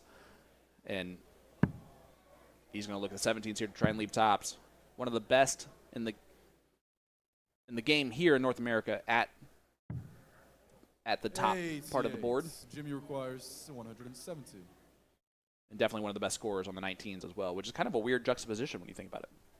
Scores well in the 19s, but check 82. Loves to hit tops. Can we go fishing? Well, he's had a 180 in a leg, and a big fish should go well with that, wouldn't it? It sure would. There's the first. And that's perfect. Bullseye for the 170. Oh, that was a good dart. Stowe, you require 60. And that would have been a huge moment. Tops for Stowe. And he pins it in 1. We got ourselves a ball game. You know, in a tournament that's featured a 9-dart leg, I don't think it's asking too much for a 170 out, Jim. Come on now. I agree. Yeah. It's my favorite saying that my wife has for when she gives me a little something like candy or something and I ask for more, well, give a mouse a cookie and they'll ask for a glass of milk. Yeah. That's all we want now is another 9-darter, or at least a big fish. Oh, a big fish, yeah, come on. There's the start potential. Oh, yeah. He's 3 into it. And while the lead is held in the Cross-Border Cup by Canada, it is the Americans who are the 9-dart kings at the moment. 46. Well, the 1 has been so far. But if Stowe was to follow here, then it would be pretty conclusive. Yes. Well, I guess we were. Well, he did go. Look at that. He went for the 19s. He suggested his comfort zone to try and maybe get it, but I don't know. You just got a 180. I would just stay there until you miss, really, or block it. Oh, and Jim might get one of his own. Pulls right back in the leg. The throw is still being attacked from Stowe. Advantage still with him. Now, you remember those crummy averages in the low 70s? Now they're fixed now, like 95, 93. And it didn't take long either. Well, a 2-trouble visit at least is seemingly being the norm for these two at the moment. See, now I would have liked the 171 attempt there to leave 24, but he would have done that anyway if he had 2 treble 20s. Would have been the 17s, I'm sure. So you require 100. But yeah, Stowe Bunts, look for tops. Nope, he liked the lay of that first start. Double 10. 90. Just on the inside. Jim, you require 130. This easier than a lot of 3-figure checkouts. like the 170, which he just had a crack at. Just needs the one treble. Isn't that funny? Funny game. You know, you need two, you get two, and then you only need one, and you can't get one. It's kind of mind-boggling. If this game were easy, Games on the third leg. we wouldn't have that much fun playing it. You Certainly wouldn't savor the great shots as much either. Absolutely. You have to miss a bunch before you really appreciate your good stuff. Well, a break a throw there for Stowe Bunts and takes a 2-1 lead. 100. So as the Canadian captain, I'm just going to ask you in all honesty, and when you looked at the matchups, when you saw the two teams that were there, did you feel like Canada was in the same good spot as last year, or do you think that maybe that you guys were going to need to do a little bit something that maybe people weren't expecting at times to pull out a couple matches? What did on paper look like the U.S. team was stronger compared to the Canadian team this year. But I will say, we have a lot of depth in the Canadian game. And guys you might not know too well or that, they could pretty much dance with any of the guys you're seeing here. So I wasn't overly concerned about our ability to perform here. And, thankfully, we're doing well so far. Absolutely. The gist of your question was quite true, though. On paper, certainly a very good-looking U.S. squad and a big threat. And I think we've done very well as the Canadian team overall to be in the position we're in. But it's not done yet. And I'm asking you, as Stowe Bunts with a big bullseye checkout. Didn't need to shoot at it, but he's a showman, and he will shoot at it if he needs to. We're talking about the gentleman who had 6 left in a online match and went double one to win the match. Yeah, I think he was going for a Shanghai and missed the single the first start, though. That's fair. Then you got to stay there, right? Yeah. Okay, I'm just kidding. That's wonderful. I love it. But, I like it. Just go. I mean, you can end the leg. I know there's a lot of, you got to play percentages, this and that. But in the age of Luke Littler and just letting it all hang out there, it's more and more a case of, listen, I can finish anything, and I know I can, so I'm not too worried. I'm going to go for what I want to. It's amazing how the last time I saw you in London, watching darts with you, watching the Luke Littler match, and just how far now, or how much different the whole dart world feels about that kid than they did kind of in that moment is kind of really cool to look back on. And my goodness, if he keeps it up, you would think that for sure multiple world championships and it's not just him either. That the dart world's been shook. Everyone's trying to reclaim their whatever their position is now, and it's quite interesting to see the different rivalries and the different dominances that are out there now coming into play. It is sort of like a whole new restart of sorts, but of course still Luke Humphries very much on top of the heap overall, consistent performance-wise. 100%. And that's another thing to look back on is the U.S. Darts Masters and Jeff Smith doing that to Luke Humphries in that last leg decider, hitting that big checkout to make the final, and for Luke to then go on and become the world champion 6 months later. 46. But Jim Long has 6 darts to hold his throw from 156 if he needs them to make this a 3-2 score line and kind of stop the route that Stowe's been on here recently. Yeah, and as Team Canada here and looking at it, and you see, well, he's down 3-1 and looking like it's going Stowe's way here, and you start to get a little edgy because you see what looks like a 34. Jim, you require almost insurmountable lead. But wait a minute, it isn't really. Absolutely. We saw Danny Lobby in the last match down 3-0, take the 4-3 lead before David Cameron came back to win the last 2 legs on the spin. So even in a race to 5, we're going to see some roller coasters. Yes. Might have another one here as the gentleman require 56. lets Stowe get a look at 56. 2 at tops for Stowe Bunts and a 4-1 lead. And he pins it, first dart, giving Stowe a couple darts at tops is never a winning. Six-legged Stowe. Two really well-thrown darts there by Stowe as well. Really relaxed, just fluent, and no sort of hesitation at all. And like these darts, he's just continuing on.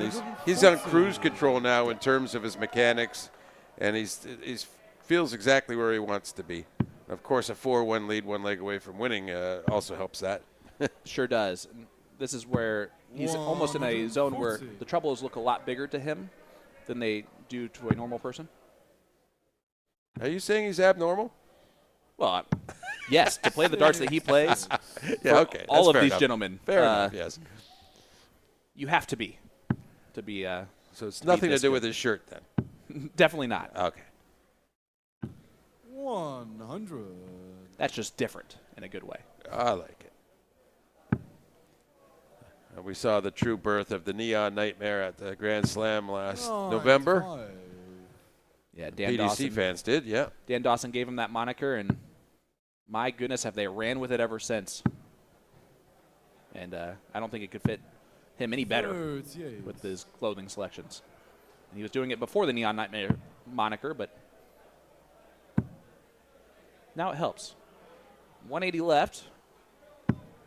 40. Does leave a look, but my goodness, is this a bit of a reprieve here for Jim Long? Well, it's kind of a break opportunity should Stowe not take the 160 out. It is much more tangibly a break opportunity with these darts. 108. How about that from Jim Long? Needed it, timed it beautifully, and sits on 43. This 160, though, for the match. Another tops. 120. Stowe Bunts misses on the wire for a 160 checkout to win the match. And now Jim Long, 43 left. Then he will have the throw, if he hits this, to make it 4-3.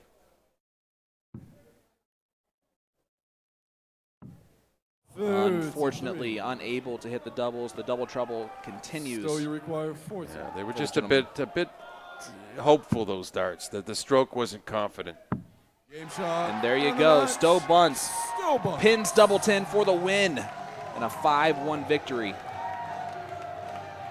Well, Captain, we have a battle on our hands. We do have a battle, and the semifinals now are very interesting to all concerned, yes. Oh. In the first one, it's going to be Alex Spelman taking on Jake McMillan, which is a name that might surprise some who do not follow darts very closely, but it definitely does not surprise us in this booth. No, that's going to be a heck of a battle. Really good match coming up here, but what a match just seen here from Stowe Bunts. And Jim Long really was competing early on. I mean, the first leg aside, they both were slow, but wow, the stamp of authority by Stowe Bunts in the end, and missed the 160 to clinch it, but he certainly wrapped it up nice when he got back to the board. Absolutely, and that makes semifinal number 2, David Cameron versus Stowe Bunts. The Americans cannot lose anymore. If they do lose the next match, that's all said and done. So we'll see how this goes, guys. But they're in a great position that they were hoping to be in, where they at least have a solid chance. Okay, just win these 2 semis, and they win the cup. All right, stay tuned. Semifinal number 1 comes your way next, right after this.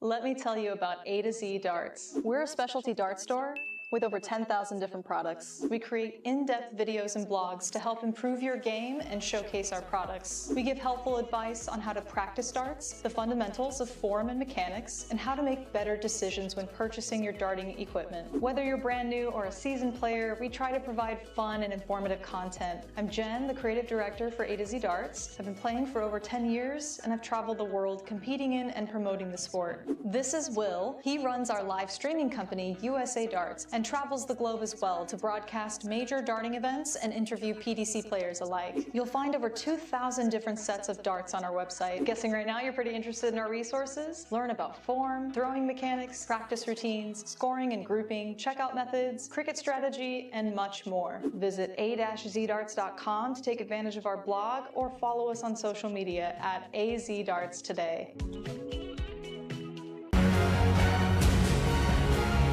Luke Humphries, MVP VG, Michael Smith. The best against the best. The best against the best. There is no sign of this teenage dream coming to an end.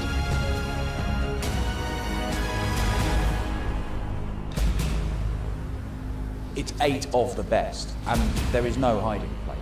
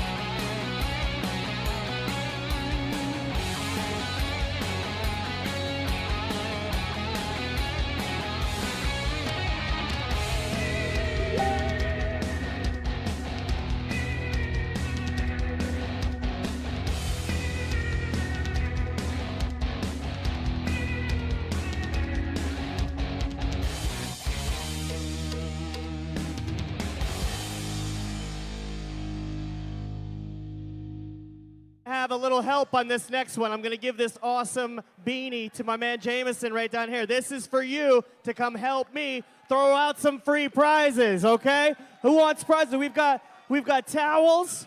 We've got, here, flip these out. These are awesome cosmic darts. Just, you can do it like this. You can just whip it and see how far you can go. See how far you can go? How far can we go? Here's some dart cases. Here we go. We'll go this way with it. Whip it out. See how far you can go. This last one. Whip it. Here, I'll show you. Ready? I'm not a pro, but to the flip-flop, yes! Wow. Well, ladies and gentlemen, give it up for Jameson for helping us out. The quarterfinals are over, ladies and gentlemen. It's now time for the semifinals. How we feeling, Michigan City, right about now? How we feeling? We've seen some incredible dart action. It's time to bring out our two competitors. Well, if you were paying attention last night, you saw our first competitor do a 9-darter here, live, in person. And he defeated his opponent 5-2. And today, he defeated Keith Way 5-2. We're about to bring him out right now from North Carolina. Please welcome Alex the Jackal Spelman.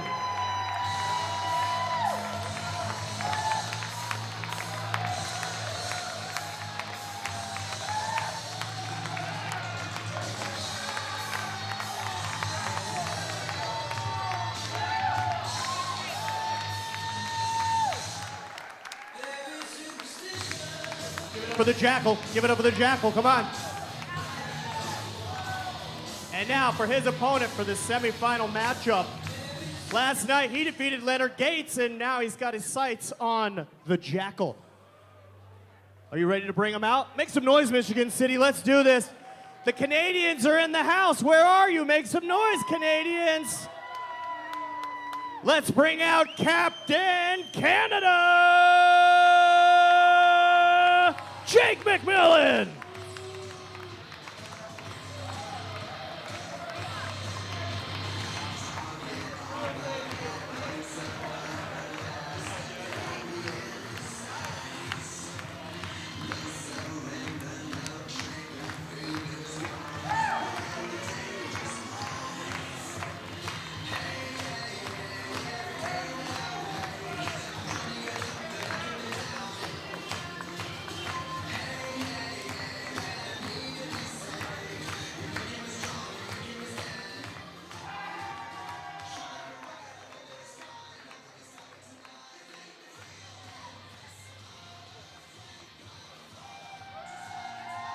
Hello, everyone. This is the first semifinal of the 2024 CDC Cross-Border Darts Challenge live at the beautiful Uptown Social in Michigan City, Indiana. This match features Mr. 9-darter himself, Alex Spelman, taking on the giant killer so far in this event, Jake McMillan. I'm Sean Green, honored, as always, to be your play-by-play commentator, and I am excited to introduce back my partner in comms, the incredible Gordon Dixon. Gordon, so far, Jake McMillan has upset two pretty high-powered Americans. Can he do it for a third time against the U.S. #1? If he does so, the Nations Cup goes to Canada again. Yeah, a lot riding on this one. Alex already going one better than he did last year by making it to the semifinal. I haven't seen anything that makes me think that Spelman isn't the favorite here. Other than Jake's timing has been absolutely incredible. We've seen him kind of run over opponent, and we've seen him win with 5 or 6 points less on the average. So he's kind of given us a range of win conditions that he can kind of employ to take this one. But I do think Spelman's going to have a little bit too much for him here. It is a race to 6 now in this first semifinal, so best of 11 legs. It does make it a little bit more opportunity to This is our first semifinal match. It is maybe have a couple legs of reprieve as a player. You still never won it, but Alex Spelman so far leading in the 3-dart average with a 94.43. His first 9 is a 98.36 in this event. For Jake McMillan, His scoring is still very similar, 96.42, but his average, an 82.04, is 12 points below Spelman. So you're absolutely right. 60. I think that timing has to be impeccable here for McMillan if Captain Canada wants to win the Nations Cup for the Canadian squad for the second year in a row. Yeah, like I said, he's already done it before. Yep. So I want to be fair in that it doesn't completely count him out. This is also a brand new match, so never know. Yeah, all of those kind of go out the window. I know what a machine Alex Spelman is in regards to scoring and finishing. And while he has lost, obviously plenty of matches, I think it takes something special to turn him over at this time. Again, the World Darts Championship, he averaged 99. He was the highest average player to lose in round 1 of the World Darts Championship against Ryan Joyce, 134. who after the match could only give credit to Alex Spelman. When Spelman said he was going to Q school, 36. Ryan Joyce Alex, goes, you require good. 52. That means you're going to be on tour next year then, and I'm excited to have to battle with you more often. That, of course, did not become the case for Spelman, but Game he is shot in the more than first comfortable leg. of just staying here in the United States and Second leg, raising the take game the throw with a first. 14 darter to Game start on. this. Hold a throw. And I will also say that McMillan has had some legs like 57. this, where he starts off a little bit slow, the 63.25, and then he ends up raising that average above 80 to maybe even the mid to high 80s by the end of the match. So slow starter compared to Spelman, who 45. tends to be consistently just him. Yeah, he has a really the 96. range that you're going to get from Spelman is very short. So we were talking yesterday about the floor and ceiling for some of these players, and there's not a wide range of 58. floor and ceiling that you normally get from Alex Spelman, which makes him a very tough opponent. Absolutely. You almost know what 100. you're getting when you head into it, and it almost might cause an opponent to press in the very first leg, knowing that. Yep, press early because they know what they're in for. I think now 58. Jake's just kind of getting into this. Expect that 72 to come up to the mid 80s, low 90s by the end of this 59. match. So far for this event this year, we have 13 ton-plus checkouts, which is a lot for this many matches. The highest one being the 153. We have 29 180s. We had 15 last year total, so we're almost doubled that. And we still have 60. another complete semifinal pretty much and another semifinal before the finals. Yeah, three more matches. So that's going to be destroyed. Already has been, but way more than it has been so far. Well, and that's been another fun thing to watch 140. over these years with the CDC. Jake, you require 129. The average of each of the events that they hold. I mean, there's just a line graph that goes up. Alex, you require 142. Well, 142 left for Spelman to break the throw. Not going to do so. So McMillan will come back with 32 remaining.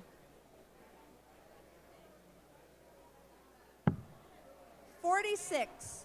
Jake, you require Make it 32. 1-1. Double 8. Starting to move around the board a little bit. 24. Alex, you require And 96. Spelman typically punishes in this situation.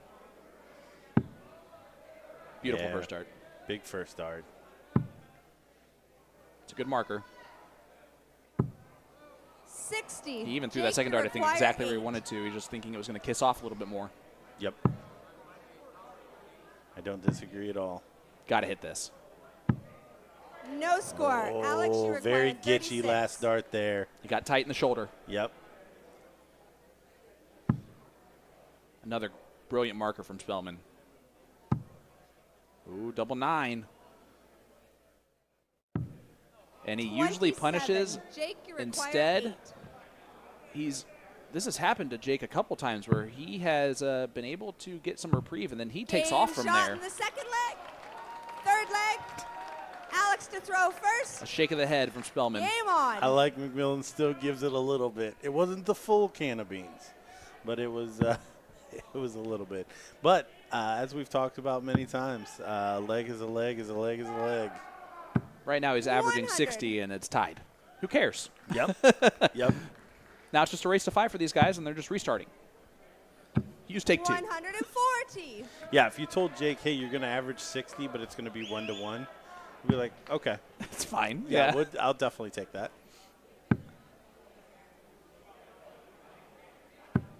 I don't know if he'd believe you at all, first of all, but Well, yeah, on the flip side of that, if you told Spelman, hey, you're averaging 80 and your opponent's averaging 60 and it's 1-to-1. he might be a little bit He'd be furious like, about yeah, that. I'm not taking that. Yeah. Here in Michigan City, Indiana, we're hearing some Canada chants. 140. It's got to be for Trish, though. There's 57. also the Canadian players are up in the balcony watching intently. Let's talk about this real quick. I am not positive on – this has not been confirmed by anyone that actually 91. matters Jake, in you require making these decisions. 164. Okay, I want to make that perfectly clear. But last year in the cross-border challenge, Jeff Smith was already qualified for the U.S. Darts Masters. Therefore, the other finalist, Jim Long, going into the final, knew that he was qualified for the U.S. Darts Masters because he's given that spot with Jeff Smith 92. already retaining it. Alex, you If require Stowe Bunts wins in the next 110. match, whoever wins this match gets that spot automatically. So this is got a lot, hypothetically, if that's correct. Game Spelman a shot, 110 third checkout leg. and make that Fourth leg. 1,300 plus checkouts so far. Jake to throw first. Game on.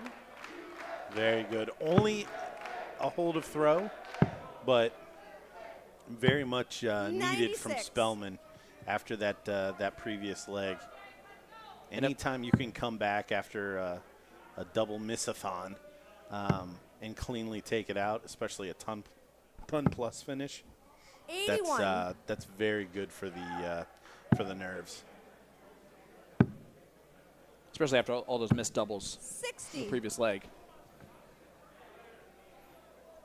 And if I do get that confirmed from someone who can make those decisions, I will let everybody know. No, it's worth asking, especially since we have a precedent previous. 140. But we also know that things change. It's a fickle, fickle world. Jake McMillan with a 180.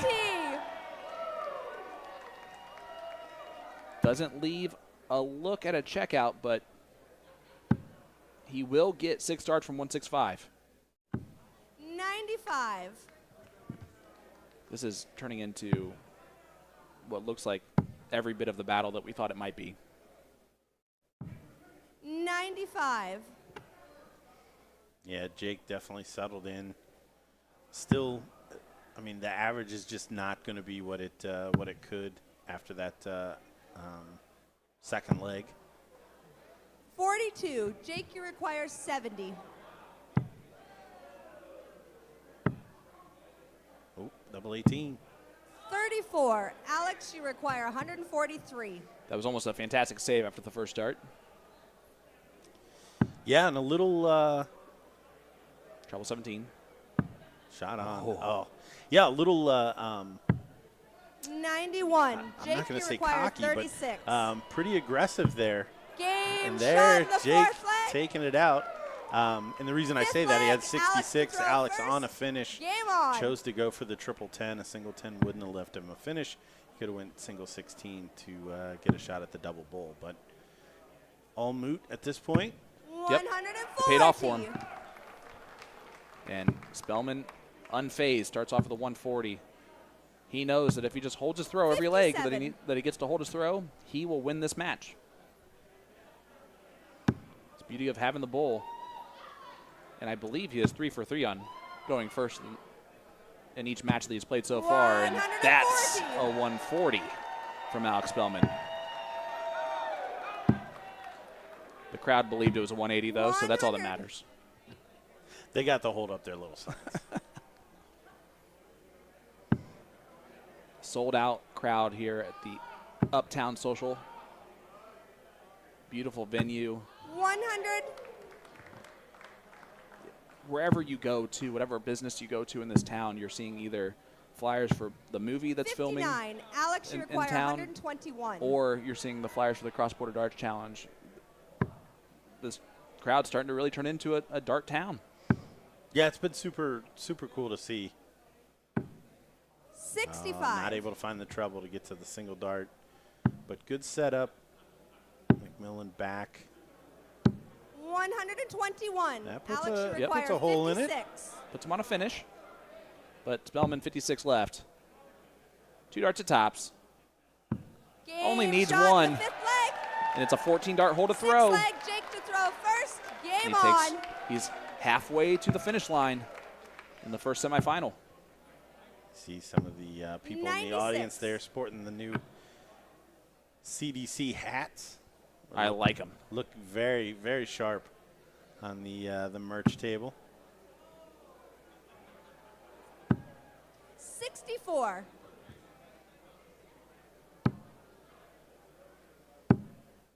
My good friend Will Stewart will 100. always point out my receding hairline, so I'm a hat wearer. So I'm going to have to get my hands on one of those. Was your wife hat fished? She does. She 60. loves me in a hat, which probably means negative things about my hairline, but positive things overall. At least she can overlook it, you know? 98.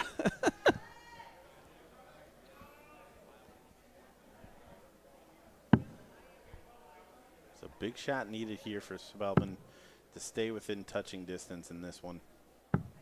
96. 96, not going to quite do that. McMillan throwing very well on this leg and continuing to on the 19s. 95. We'll come back with 112. What type of pressure will it be on?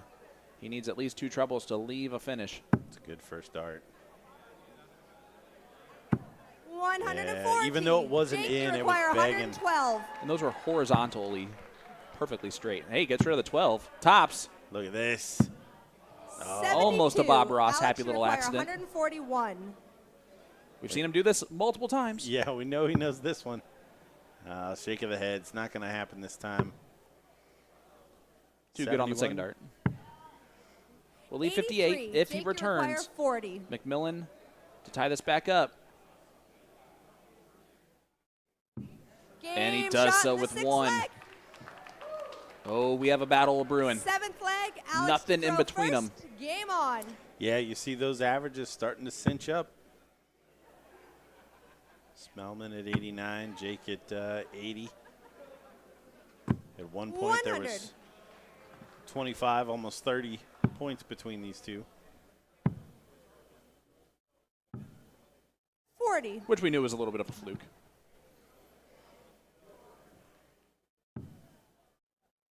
Spelman, beautiful first start for him. Unlucky second, he's staying there. 100. Yeah, I was surprised. He's normally one that will move. Which honestly means that he 85. probably thought he had a good look at it from there.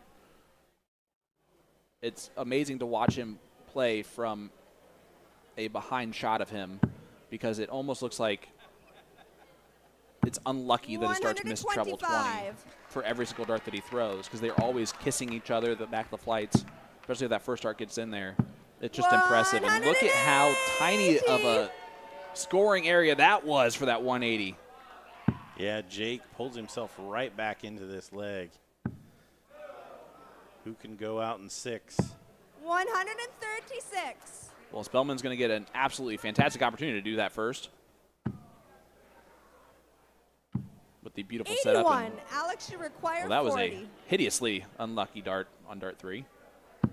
Not going to Game matter at all. shot in the Spelman, seventh a leg. 13 dart hole to throw. 8th leg. You're Jake seeing to this throw out of first. him, and I Game know it's not on on. purpose, but he's throwing 12, 13, 14 darts with the throw and kind of taking a little bit of a leg 81. off against the throw, Yeah, which he can do. I've always talked about that. There's so much confidence in these guys when they're holding throw. that 140. Again, you can see a difference in just demeanor. Like certainly they're going to take their chances if they can break the throw. 85. But you can always tell that there's just a half a tick more concentration on holding than there is on breaking. Well, right here, Alex is picking this moment 81. to attack that throw of Jake McMillan, and this is the perfect time to do so for Spelman. A break a throw here would make it 5-3, 42. and he will be throwing for the match, which makes this almost a must-win leg for McMillan. And right now, he's being pressured. Yeah, 4-3 is the new 3-4. 60. Because in the last couple of rounds, once somebody got to 4, that seemed to be the 83. The cue to go on and finish it out. Yeah, that was it, except for the one match between Cameron and Lobby. Because Lobby got to 4 first and couldn't finish the job. 100. Brilliance of David Cameron there in those last 2 legs. Spelman will have Shanghai left. 138. This Alex, is you require for 120. the break a throw. Good pressure put on by McMillan, though. Needs the treble. Will not get it this time. 100. Jake, you require 72.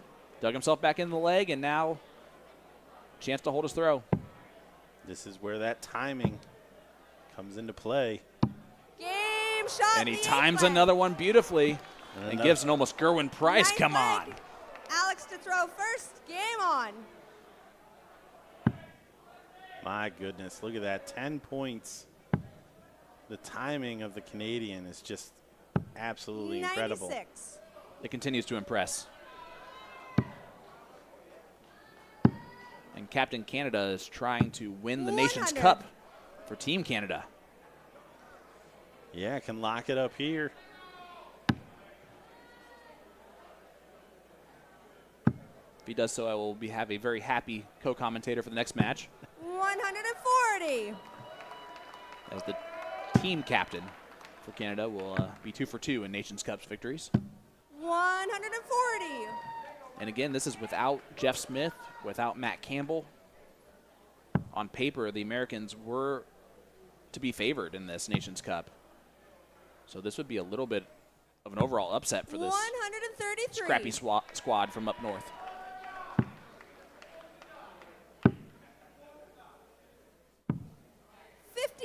Alex, you require 132. So again, Alex first to the finish. Did not need to go for the bullseye to start. Another 16 will leave him tops, which he's been hot. Beautiful, beautiful setup for him. 40. And Alex, 40 you require there. 40. Spelman for another 14 dart hole to throw. 15. Gets it in 15. Still averaging over 100 with the throw. It's very impressive. Yeah, doing his job when he needs to. I'm sure a frustrating match for him 81. because he feels like he's the better player right now. Yep. But just keeps getting pinched back by Jake McMillan. He's got alligator blood hanging around. Hanging around. 137. I didn't want to do the Russian accent. Good old Teddy KGB. 40. If Spelman does win this match, the Nations Cup will be decided in our second semifinal between Stowe Bunts and David Cameron. If there's an All-American final, then 100. the cup will be guaranteed to go back to the USA. A long way to go before we're in that position. Look at the timing. Look at the timing. That's a 180 again from Jake McMillan at the right time. It's honestly so impressive how well he's able to do that. Well, it's such a tough way to play. Alex switching. 94. Leaves the big fish. He's already hit the 9-darter. Might as well also hit the big fish. Yeah, you need to complete the run here. especially after back-to-back 180s from his opponent. Lead Alex, you on require 20. This is for the 170. match if he hits this. Oh, don't do it, Spelman. My goodness. Don't do it. My Bullseye. goodness. Oh, it could not have been closer. I think when it left his hand, he thought it was in. It sounded like a double ball. Wow. It had that dead sound. Game And shot let's to go the 10. distance. McMillan just jumps up there, Last and final slaps in a leg. double 10 Alex to throw send us to a first. decider. Game on. One of those moments where you don't need the whole chair anymore. Just the edge of the seat will do. Spelman trying to do what he's done all match long 96. and get this done in less than 15 darts.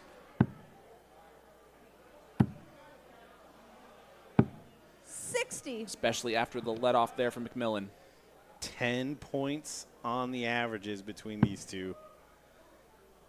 Jake McMillan looking to do it again. He did it to Soldier Gates 96. with 5 or 6 point difference.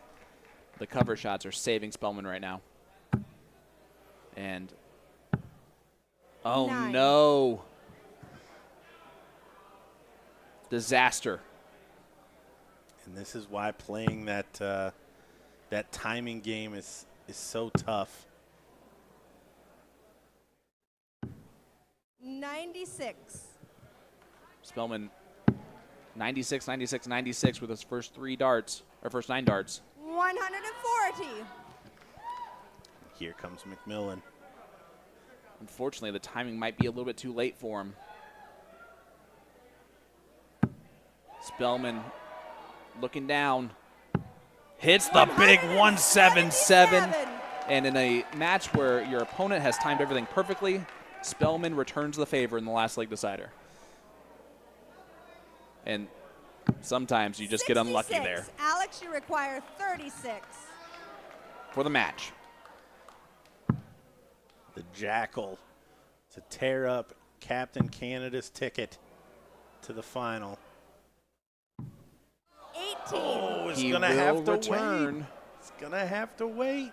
3 match darts gone. Really 4 match darts gone so far in this match for Spelman. But all McMillan can do is put some pressure on. 96. Alex, you Leaves a require 1 triple 18. finish. Spelman, though, just needs a double 9. He's splitting. Double 4. Game And that's a bold move that shot pays in the off for him. match. Your winner, Alex 6-5 Spelman. victory for Alex Spelman in the last leg decider. He will be the first finalist in this year's Cross-Border Darts Challenge. And he becomes the first American finalist ever in this event. Absolutely incredible. Jake McMillan, the timing from this man, if he can raise that average and include those timings of the big scores, the big finishes, we're going to continue to see that guy. Canadian national champion, I think we didn't Ontario, give him that accolade throughout the broadcast. But cheers to Alex Spelman into another final here with the CDC. Trying to keep this miracle weekend alive. 9-darter yesterday. Does he hoist the Cross-Border Darts Challenge trophy tonight and potentially help secure the Nations Cup for the United States? That next match, though, will be the decider of that. Stowe Bunts will be doing battle with Canadians' #1 seed, David Cameron. Don't go anywhere. We'll be right back with the second semifinal right after this.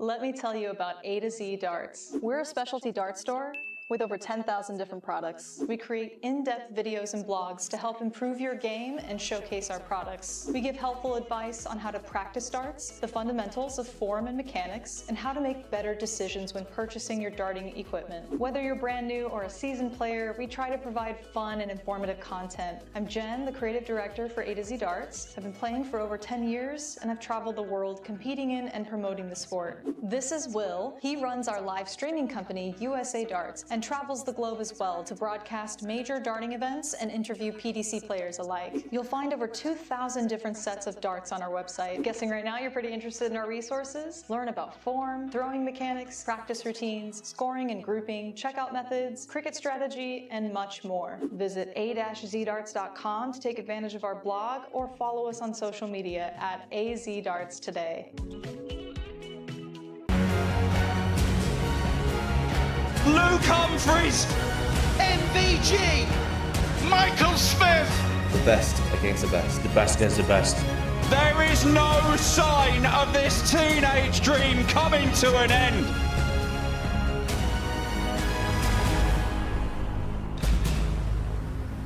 It's 8 of the best, and there is no hiding place.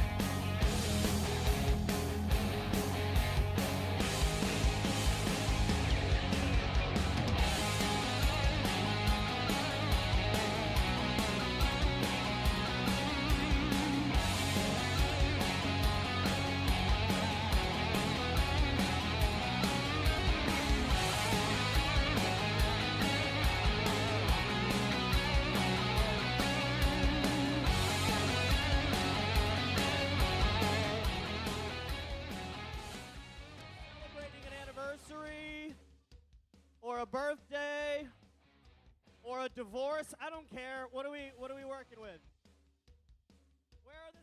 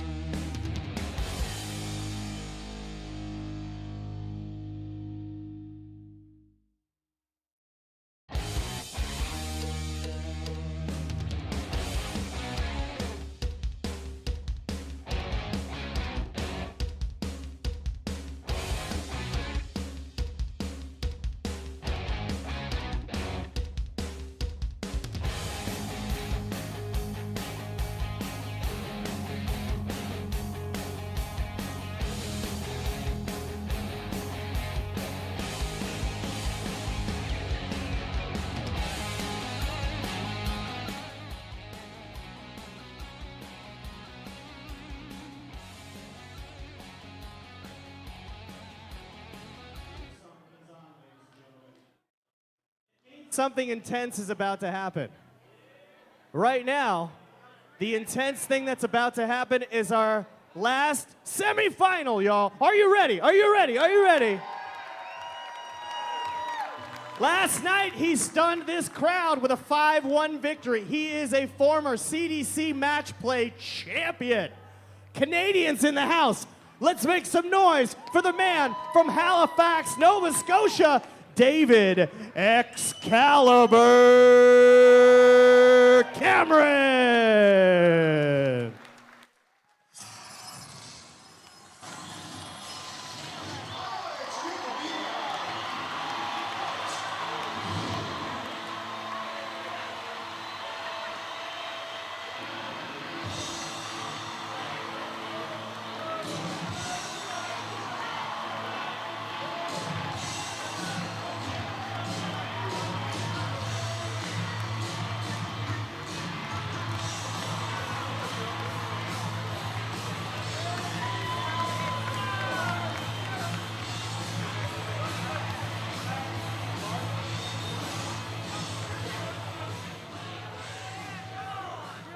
All right, the crowd here in Michigan City, they're going to start chanting, neon, neon, neon. In last night's first match, he defeated 3-time World Darts champion John Part, and he is the reigning Continental Cup champion. He is known as the Neon Nightmare. Give it up for Stowe Bunts.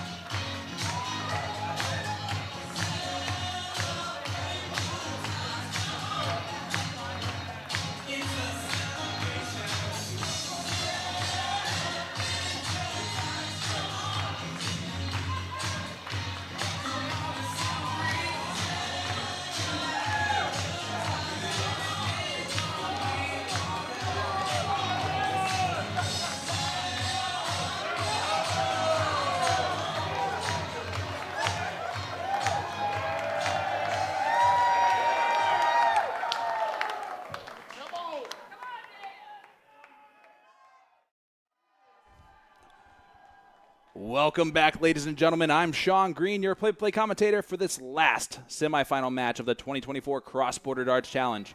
This match features the Neon Nightmare, Stowe Bunts, who's trying to really wreck the weekend of some Canadians, taking on Canada's #1 seed and their last hope, David Cameron. I am always excited and honored to introduce my partner in the booth for this match, the 3-time world champion, and let's be honest, one of the greatest commentators to ever live, John Part. John, this match will decide the Nations Cup. It will decide who gets to go to the U.S. Darts Masters, potentially, if Stowe Bunts wins. There is a lot on the line for these two players.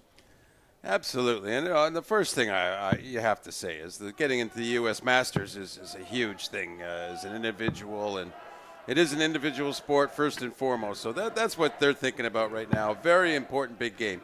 Now, as far as the teams go in the cross-border challenge, that is helped by that. You know, it's not Absolutely. hindered by it because the motivation is there.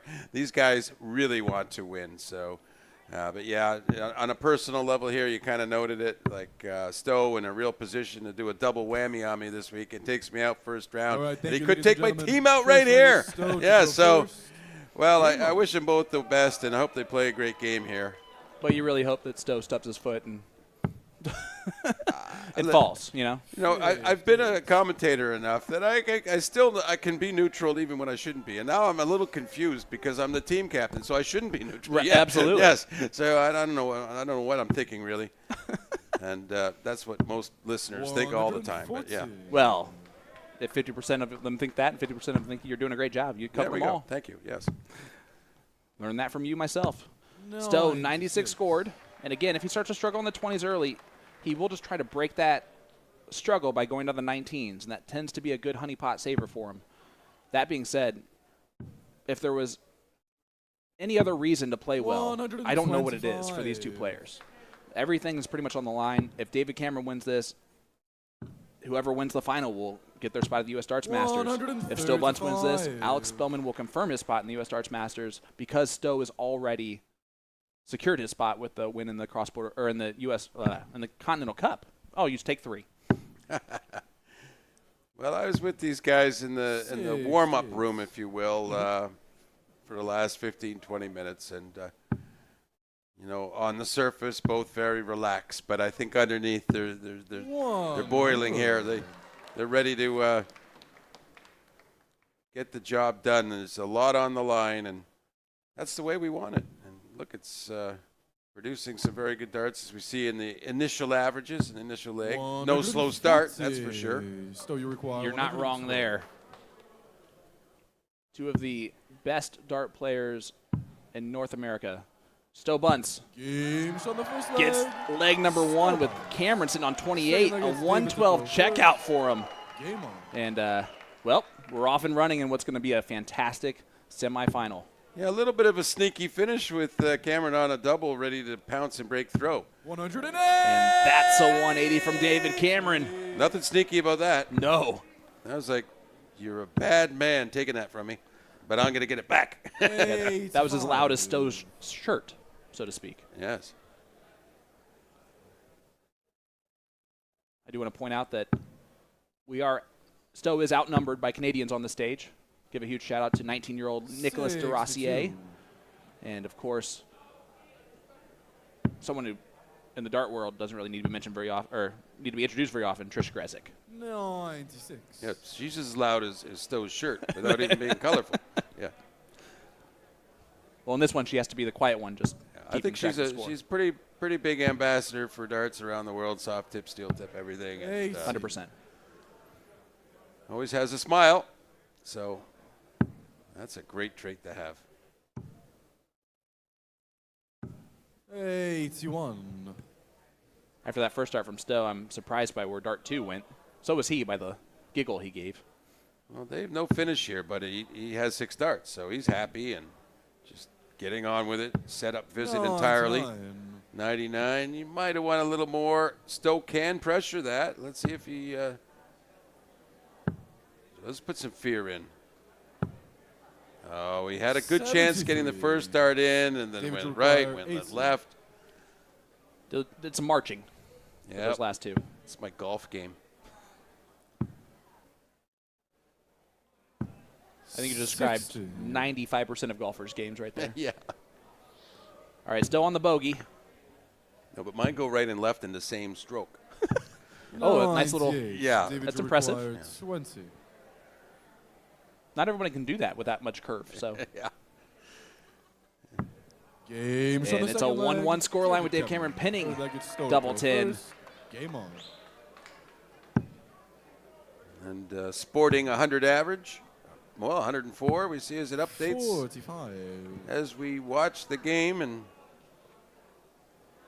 Stowe is going to, after that 45, be thinking to himself, hey, I need to get this scoring a lot better the way Cameron's come out against me here. 42. I would look for a switch on the 19s probably right now. Just kidding. Well, you got let off there a little bit, so he's hoping to make the most of it. And that he's going to be feeling like that last dart should have been in that treble 20 and was not really his fault, but some tension here, real tension. And this goes back to what we were saying. This is a lot on the line here for these fellas. Absolutely. Would you say that because Stowe already has a spot in the U.S. Darts Masters that there might even be a little bit more on David Cameron than there is Stowe, even though the Nations Cup's on the line for both? Cameron's still trying to get his spot? I think it's more just about getting the win, the confidence, the rule the roost. Say, I didn't need it any other way. I get it this way. Well, how about a big maximum there from David Cameron, 177. And 134. there's the first switch of the 19s for Stowe. Yeah, we were talking about it earlier in the evening. It's very reactionary, this sport. Absolutely.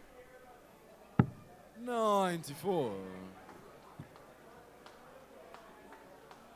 Stowe starting on the 19s, and with how well he tends to hit the 19s, it's almost 28. shocking that he doesn't go to him more often. Yeah, I don't know. At 219, though, I'd rather just have the one dart down there and leave the 120 potentially, and much easier than a 124. Should he need to hit it? Hey, we'll get a look at this 124. Require 124. Had a ton plus check out in leg number 1. He's going to get a dart at this, and it will be at the bullseye. 90. David, you require 40. He showed you with his fingers how far away he thought that was. No, wasn't impressed. Cameron gave a little lean like he thought that one was in. Has to reset and regroup. 20. Sometimes that's hard to do. Yeah, it was kind of a weak first attempt at the double 10, and he really just threw it about the same way. Still aggressive on the double 17. One dart for double 8, and he will let Cameron off the hook 20. for a break of throw early. And he's keeping us updated with the miss. He sure margin, is. Yes.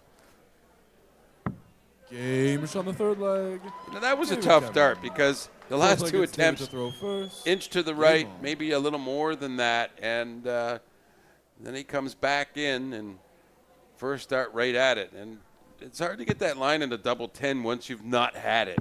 Absolutely. It's one of my favorite doubles, but in some instances it just befuddles me.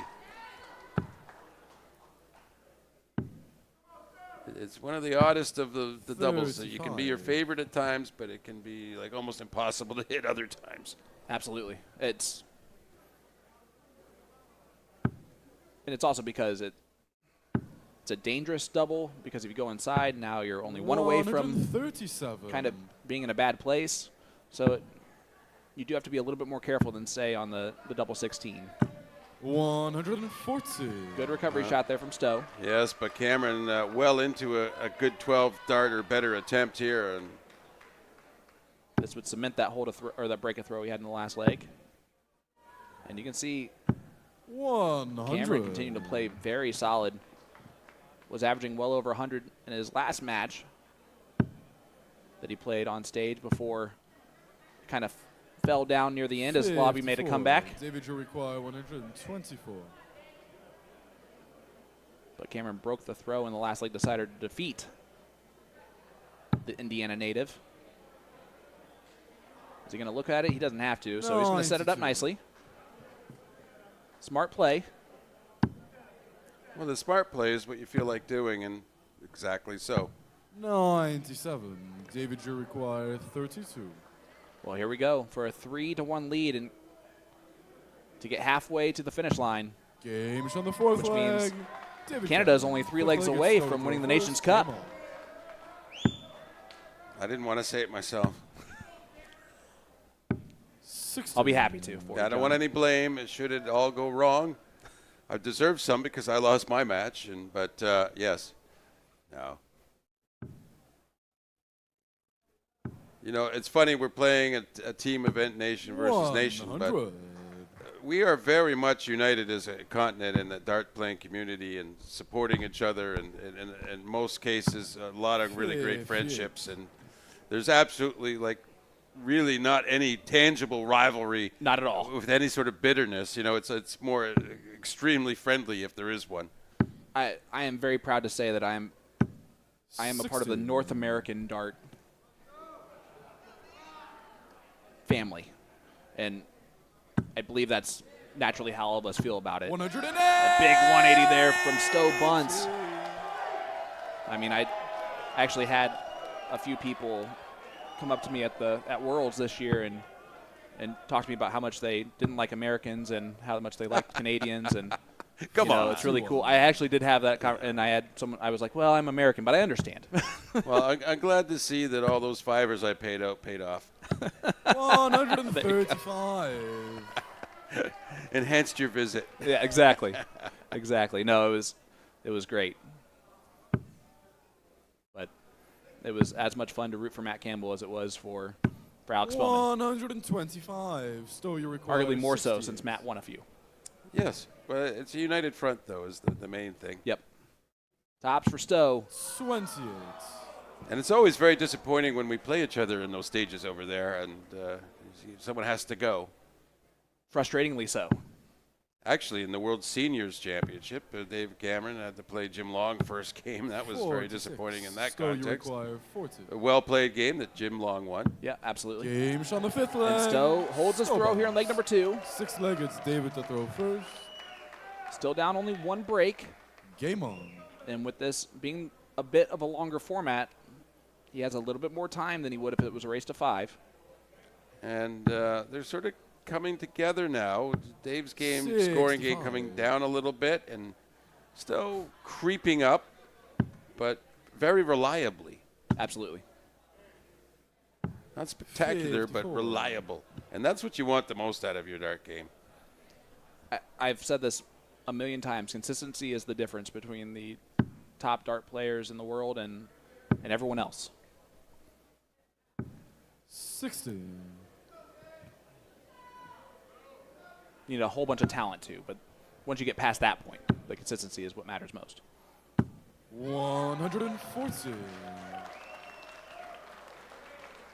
But if you disagree with that, I will never say that again, John. No, I agree 100%.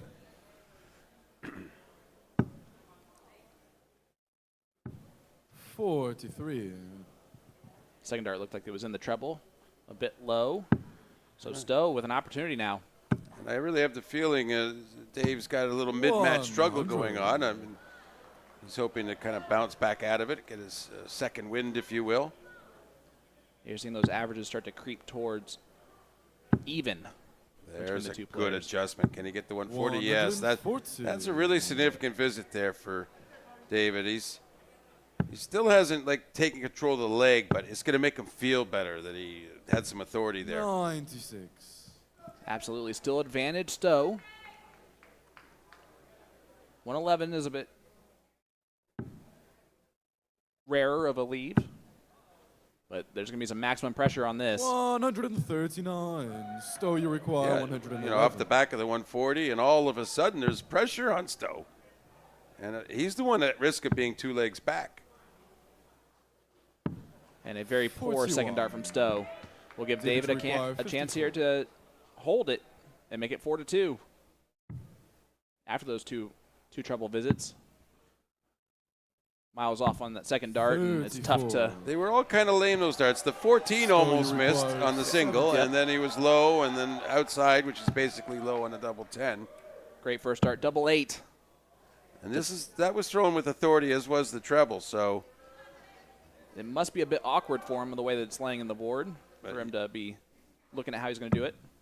I like the weight on the dart, though. He just hit the wrong. He came to the wrong side, got the line just a bit off. But I like the aggression. I like the confidence behind it. Could not have been a better marker, but walks it a little bit too far. Great last start from Cameron. David Cameron, 7th leg, it's Stowe to throw first. And as you noted, he's probably feeling the pressure a little more. So that just shows you how great a dart that was under that pressure. Huge. 96. Even with the lead, and you get to the point now he's 2 legs away from the final and keeping his dreams alive. And you don't want to blow the lead now. There's all sorts of terrible things that go through your mind as a competitor if you take the time up there to think. So the best thing is just keep always thinking about your next 3 darts you're going to throw. 137. Just avoid the overall scenario. I'm not saying play the board. You always play your opponent. Try to hit him when it hurts and that sort of thing. But play the leg. Don't worry about trying to win a championship when you're playing a semifinal. Absolutely. And if there's someone to take advice from when it comes to things like that, it's definitely you.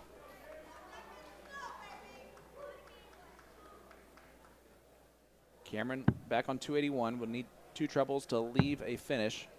Not going to do that, so Stowe will have 96. 6 from 197. That being said, it's just to hold the throw. But you're right, he is throwing it with a lot more pop 101. into that board.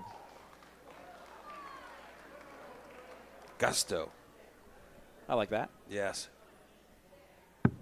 You did an interview with Danny Lobby last year on the podcast where he talked about throwing the dart through the dartboard and not to the dartboard. And I really like that way of thinking about it.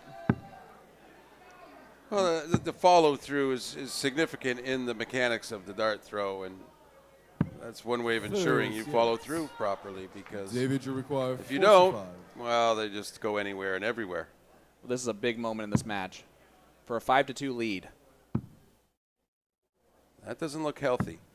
25. I guess it was a single 20. So and you require 50. again, he's just not been able to get right at that double 10.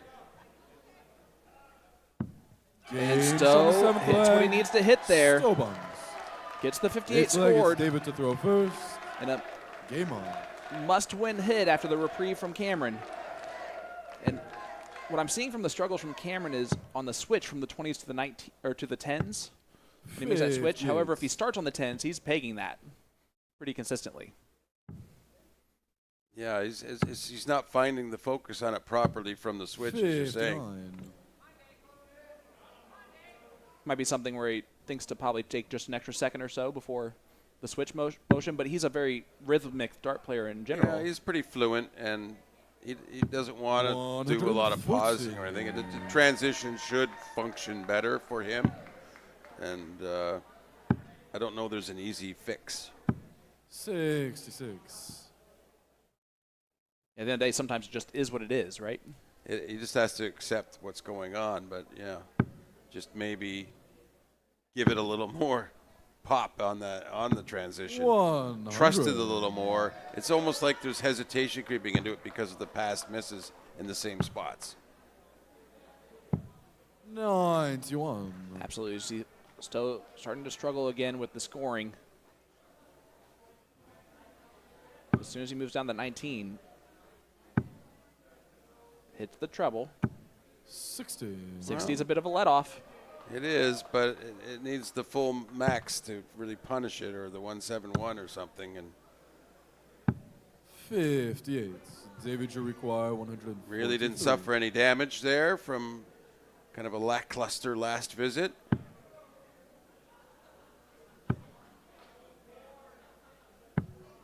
$43. Now that was pretty wishy-washy. That Stowe will be highly motivated for a big punishment here. And he got the good first dart. 81. And again, just marching orders on the left and right. Yes. Because after he hit the 3, he really needed to get the treble 19 again. And whereas if he just had 95, he would have been fine overall. One more dart in hand for Dave. 80. And he drags it low. But he's left that situation you talked about, Sean. Coming to the board with double 10, he's been good. But Stowe with the outside shot here at the 146, not going to go. 94. Maybe the first moment in this event that we've seen Stowe kind of battling his throw a little bit. Well, it's very close to curtains for him. Oh, drags it inside. Game shot. But he's been great on double 5. Ninth leg, it's Stowe to throw. And he takes a 5-3 lead. There's been nothing wrong with the transition up from double 10 to double 5. No, not at all. And the opposite way has been the issue. That's from the 20s to the 10s. So I think the only way you can fix it is leave 32 or 36 or something. He only needs one more leg. And he's trying to attack right here, right now on Stowe's throw. And for Canada to retain the cross-border cup. Absolutely. They're one leg away.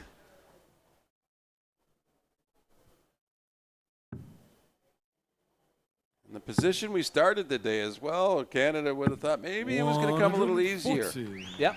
And we've had a lot more drama, and we like that. We like that in competition. But it's come down to this match for the cup, and still not over. No, it's not, but Cameron in control. Going to try and see if he can get this done right here. Great cover shot. 80. On the first dart.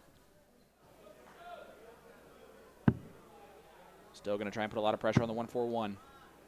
Would like another treble in there. Gets it. 140. Oh, that was David superb. Jurquai, 141.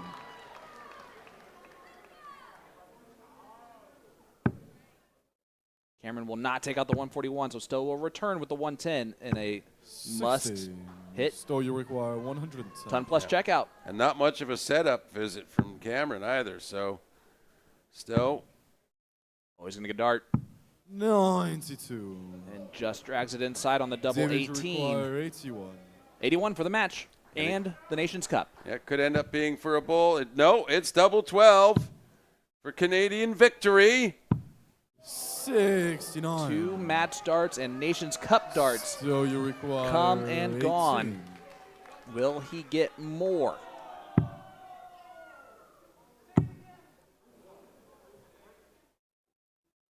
Not in this leg, he won't. Stowe Bunts. But it's just a hole to throw at the end of the Center day. leg, it's David to throw first. You can see Game on. a couple of your Canadian teammates up there in the balcony watching this one intently. And certainly, 100. that was, Stowe is going to feel pretty good about not shunning that opportunity to protect the chances of a 42. U.S. victory. And he knows he's got to up his game from here, though. Yeah, 42 start, not what he was looking for. And Cameron, just such a 100. consummate professional on the dartboard. That won't affect him at all, missing those 2 darts for the match. He just gets right back to work.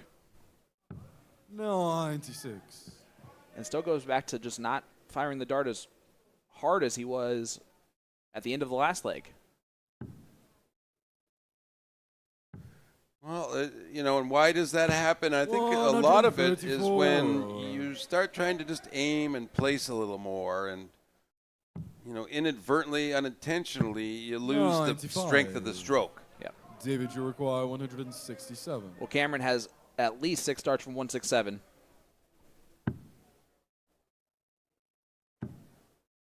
Would like to set it up with at least a treble here. 59.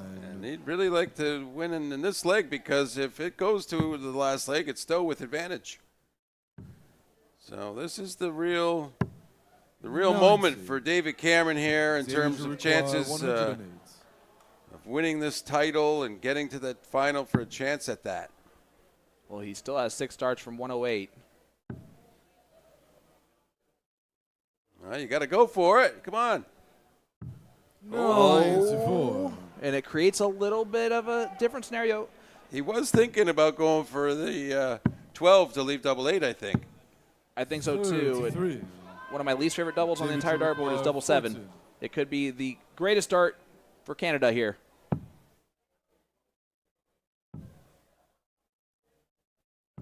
Seven. Wow. So Stowe Bunts So you still on require 145, 145. but the 7's going to make this a little bit more interesting. 85. That dart makes it more interesting as David well. requires 7. Significant pressure now on Cameron. Double 2.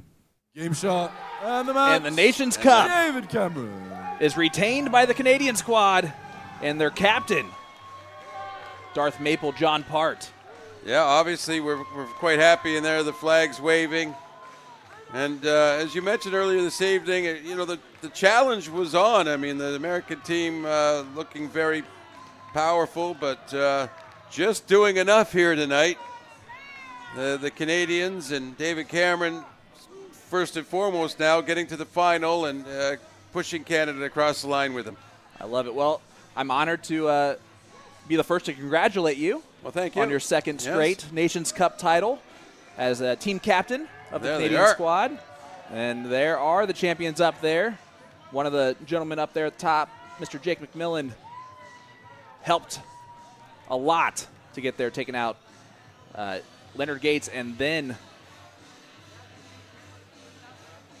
well, he took out Jacob Taylor. He took another one of your Canadians out, but great run for him.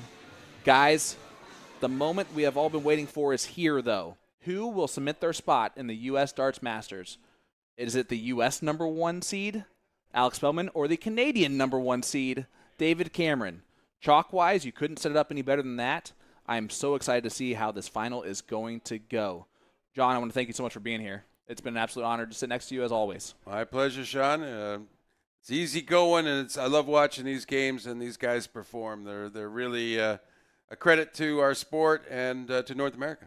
Well, congratulations again. Guys, stay tuned. We'll be back for the final of the the final of the Cross-Border Darts Challenge right after this.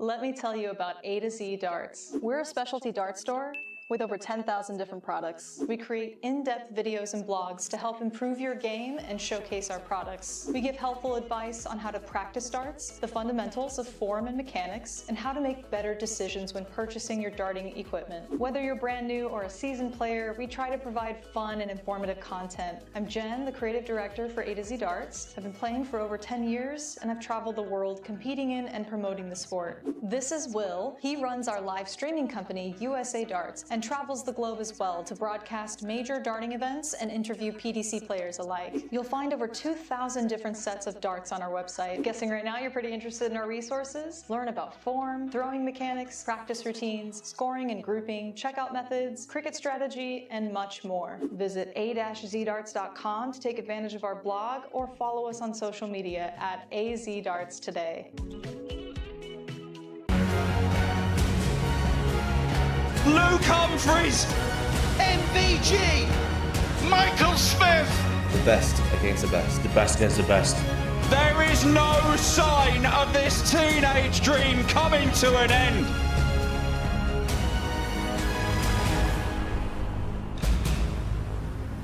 It's 8 of the best, and there is no hiding place.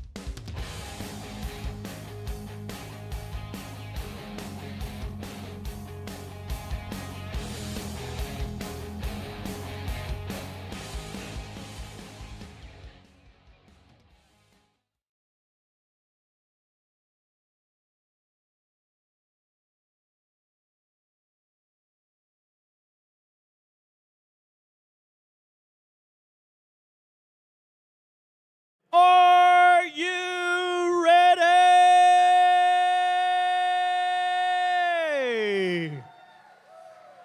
This is our final match of the evening, and this Michigan City crowd is lit. It's time to meet our final competitors to determine the winner of this final match. The Nations Cup has already been won by Canada. Congratulations, Canada. But it's time for us to bring out our two final competitors. It's our final USA versus Canada match for this cross-border darts challenge. And our first competitor is making his way to the stage right now. Last night, we saw a beautiful 9-darter, and it's simple. They call this man the Jackal, so beware. Here comes Alex, the Jackal Spelman.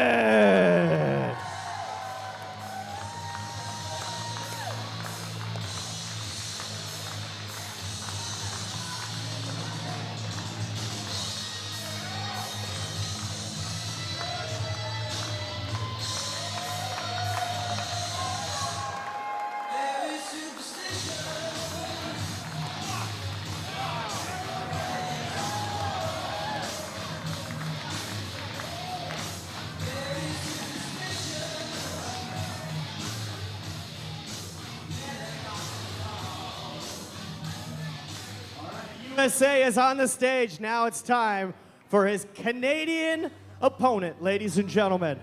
He is a former CDC match play champion from Halifax, Nova Scotia, and he's my mom's third favorite Canadian darts player. Please give it up for David Excalibur Cameron.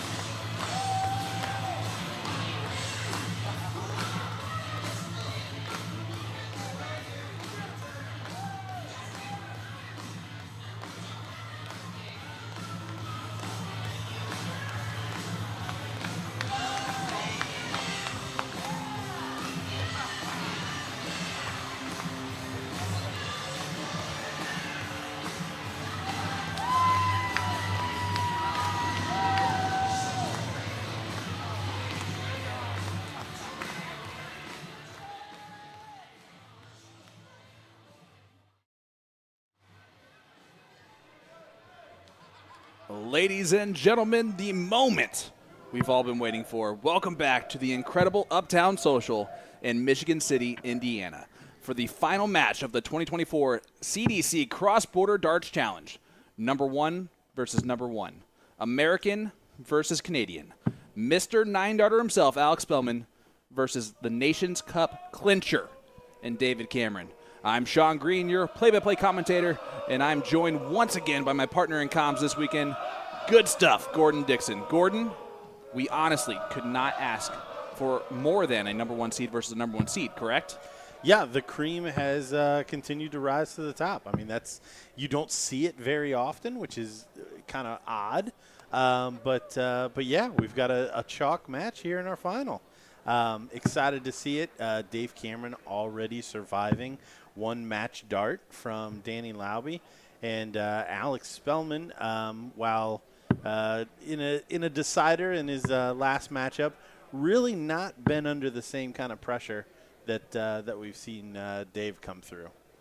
Yeah, you're not wrong. All David right, Cameron ladies and gentlemen. does have the First record leg is currently for the Alex highest Dixon average first. in the CDC Cross-Border Challenge. Game He did that on. in the quarterfinals against Danny Lauby with a 97.36 average. Spelman in the semifinal, a 94.36, was better than David Cameron's 87.13. But both of these players more than capable of 95-plus averages, both of them capable with great finishing.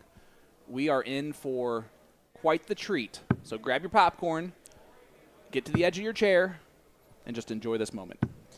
Yeah, these guys, the other thing, the pace that they both play at is very enjoyable to watch. Nobody's lagging behind. Honestly, we've been kind of blessed with that the entire weekend. Nobody really taking advantage of the amount of time that you're allowed at the Aki. Just kind of getting on with it, which I think makes the game much easier to watch. 44. As we mentioned, the Nations Cup does go back to the north. Canada has retained it, and we can say it, a bit of an upset this year on paper. Without, again, Jeff Smith, last year's champion, without Matt Campbell, Canadian PDC card holder, and to still get the job done, very impressive. 60. Yeah, a couple big names on the American side going down early, Jules and Leonard Gates. But honestly, that's what you get from competitions 47. like this. That's why they play that. Otherwise, it's not fun. Spelman on 136 early on, out and running. Cameron started off well with the first throw, but then has since faltered a little bit, way back on 252 after 12, which will not be the standard that he plays at most likely the rest of this match. 120. Spelman great counting to leave double 8, and he will return with that, with Cameron back on 252, and Cameron really unable to put a whole bunch of pressure on this for Spelman. 60. Alex, you require 16.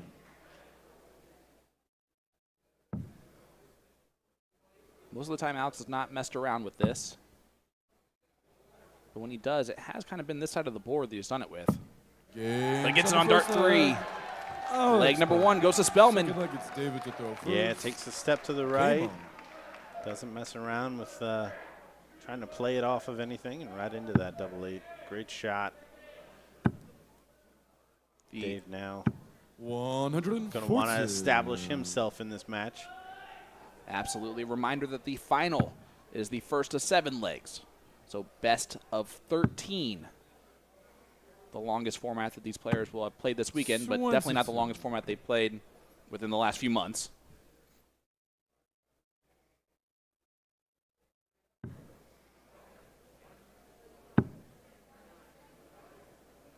And that's the first 180 of this final, and it goes to the Canadian, Dave Cameron. And that also marks the 36th 180 for the tournament weekend. 92. Remember last year we had 15, so a little bit higher quality this year. Yeah, it's actually a pretty surprising stat. It really is. That there's that stark of a difference. Now, I will say, going back and looking at the first round from last year, there were less legs at least possible to play because the first round was best of 4. You're absolutely correct there.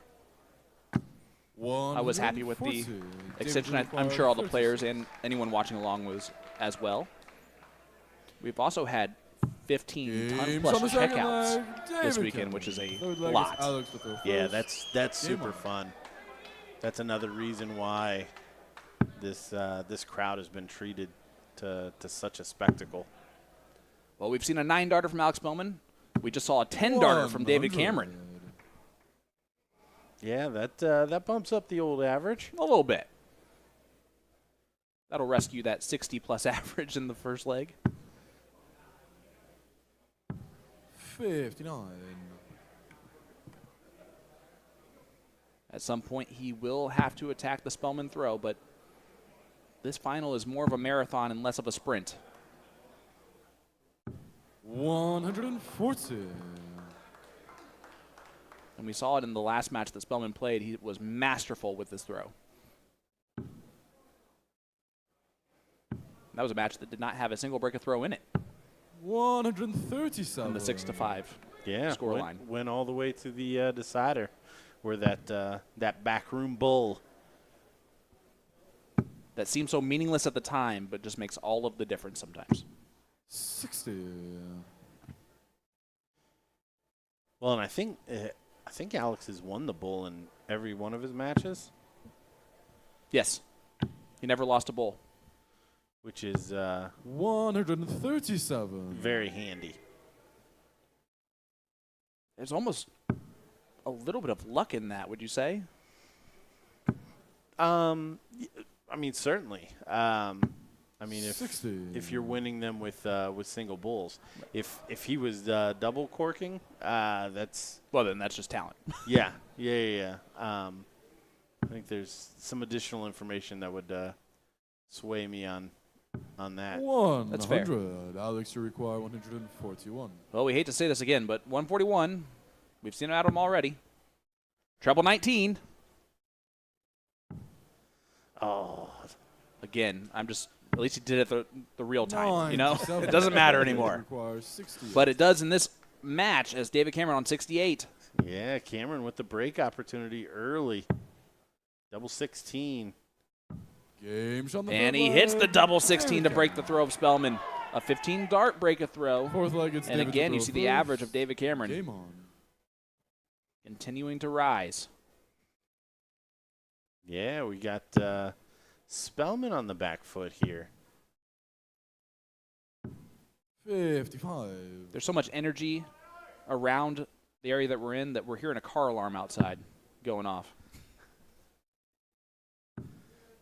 Spelman looking down at the 19s on dart 3. Gets a 139 start. Going to try and break right back. Yeah, good timing, too. Trying to punish that poor open. 100. See Spelman set up there. Really, really focuses on doing the exact same thing with the exact same setup and everything at the exact same time, every time. 140. Which I know is what you're supposed to do, but a lot of players tend to be more feel about that. 58.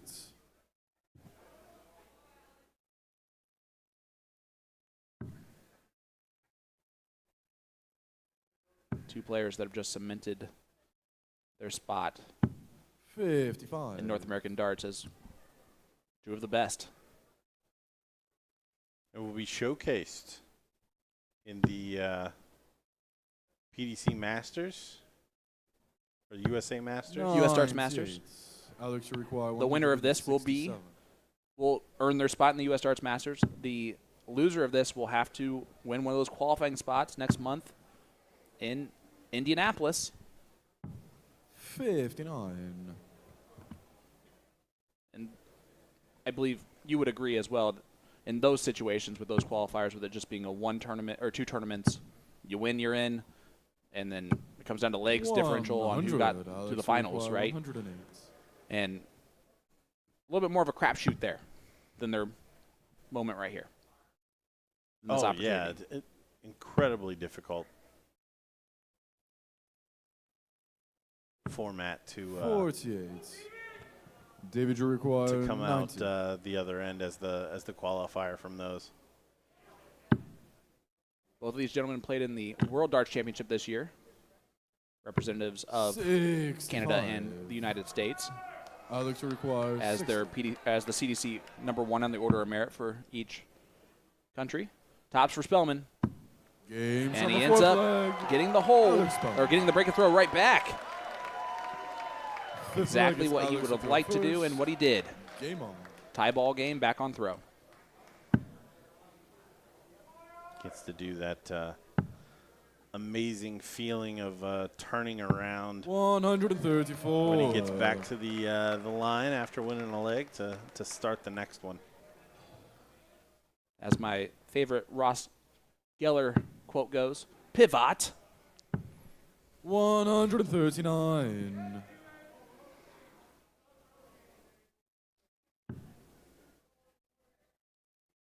Looks down the board. Stay there. Good marker. 96. He's been utilizing those cover shots really nicely, too. Cameron back on 3-6-2. 2-2 scoreline. A lot at stake here. No longer the Nations Cup. 137. David Cameron.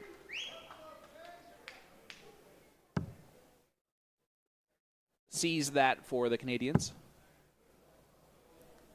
in the last match against Stowe Bunts. And speaking of Stowe Bunts, Spelman throws a 171 to leave the 100. Very nice setup shot. Beautiful. Cameron needs another big treble. Alex, you require 100. Not going to do it, but he is a one treble finish. So Spelman, can we see 2 double tops? No.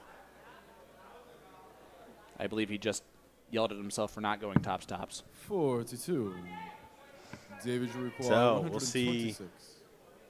This could Perhaps punish hard. 4 19s. Oh, he's not going to find it. 58. Alex, you require 58. 18 for tops. Just on the wire there. One more dart. 30. Oh, and he drags it just below the wire, so David Cameron, David, you require a little bit of a slack 68. visit in the last one. Might only get 1 dart. Just kidding. 2 darts at double 4. Double 2. 64. Alex, you require 20. Never looked promising there. Games on the David. 5th leg. Alex Spelman. And on the other hand, that 6th leg, did. it's David to throw first. Yeah, Spelman closes Game it out.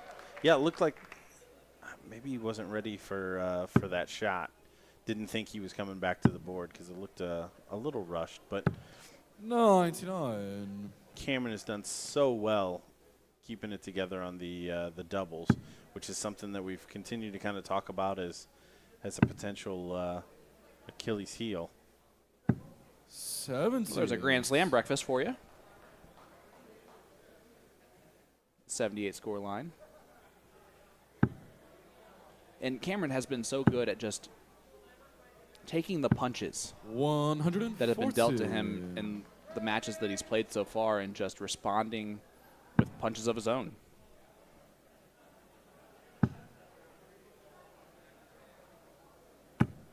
$60. Yeah. You can see some work being done in some different situations there on the 180 sign. 92. Huge shout out to Nick, one of the gentlemen in that group, one of the owners of Uptown Social. Absolutely beautiful, beautiful venue and sold out crowd here tonight on 81. Saturday. David, you require 170. It's been an absolutely special weekend. And I'm happy to have had you with me in the booth for it. It's been great to be here. These are my favorite Big Fish events. 145. He didn't have to look at it, but you knew he was going to. And yeah, you almost had to in that scenario because you know you've got time. No harm 60. done. David, you require 25. I Still no apologize. harm done. Didn't mean to cut you off there earlier. Double 10. Games on the 6th leg. And that will David work. Cameron holds his throw. Alex to throw first. Game on. 3-3 score line. There's still nothing in it. A lot in it differently with the averages, but the score line's all that matters right now. And I very much expect Spelman to raise that 140. still a little bit higher. His lowest average for the tournament so far is a 91.99, and that was in the quarterfinal against Keith Way. 60. 97.21 and 94.36 are his other two averages.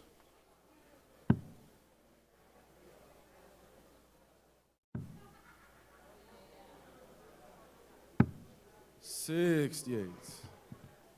Spelman spraying him a little bit here. Certainly not the consistency that we've seen from him before. It's very rare that we see Spelman 60. do the army march of the left, right. Usually he misses, it's a pull into the fives. It's not very often where he misses both ways. 100. And since it's Masters Week and I'm just going to keep making golf references, it's always easier if you know your miss. If you're off the tee and you can go left and right, it's much harder to 24. kind of determine what you're going to do with each tee shot. Yep, knowing the shape of your shot is a large portion of golf and for darts. Again, it can influence which side of the board you set your finishes up for. 122. But even with the inconsistency, we've got a really poor leg from Cameron and Spelman with plenty of time to hold throw here. 81. Alex requires Trouble 13 for 71. double 16 here for Spelman. 18 for tops.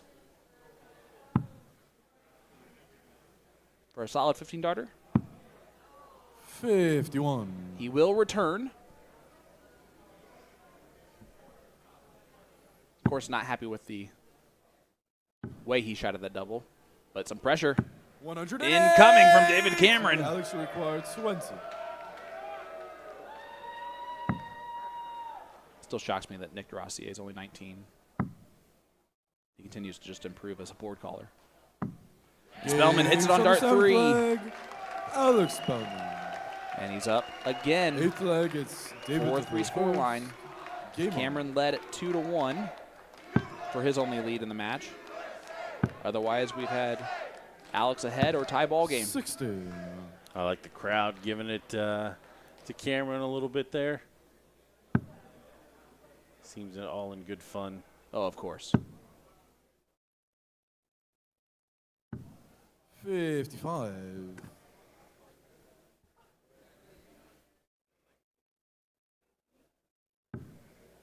Michigan City, Indiana is right on Lake Michigan. 100. So we're decently close to the Canadian border. Spelman not happy with that first dart is landing in the dartboard. 130. But he's going to be happy with the way that second and third dart land in the dartboard. Yeah, great cover shot there. I feel like we've said that over and over again for Spelman. Moving around the board very well. 60. 180s, 171s. Spelman with a little bit of an opportunity here to attack the throw now of Cameron. And he's doing just that. 170. Smart third from Alex Spelman. Leaves the 1-4-2. 100. And he'll have 6 darts from there to break the throw and make it a 5-3 scoreline. Will he need him?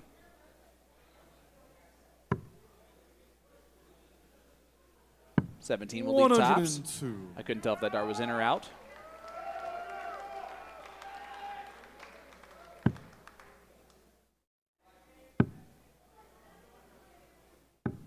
Yeah, good last there from David to apply some pressure. But Spelman 3 in hand. Doesn't have to be 13. Oh, double 10 for a 15 darter. Game's on the flag. There it And is. did you hear the roar from the crowd in that one? And 9th leg, it's Alex to throw first. another do-si-do for Spelman Game on. as he just flips around to throw for a potential 6-3 lead. This is almost a must-win leg for David Cameron. Yeah, you feel like Cameron's got to do something here to break. 125. He's lucky he's not coming up behind a 180 there. But again, rolling with punches. 140. Great start for both players in this leg. Will we be looking back at leg number 9 as the difference maker? 100. Yeah, good find using the markers he's got in the board.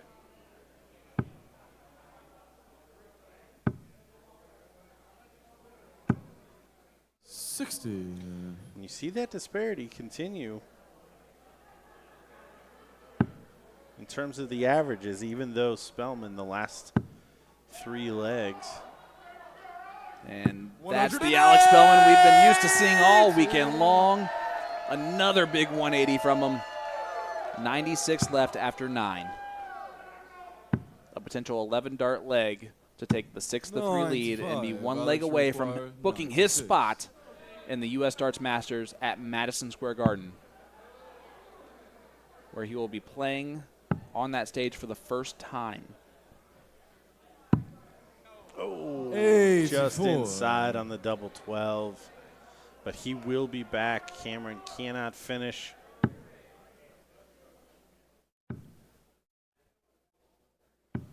$60. Alex, you require 12.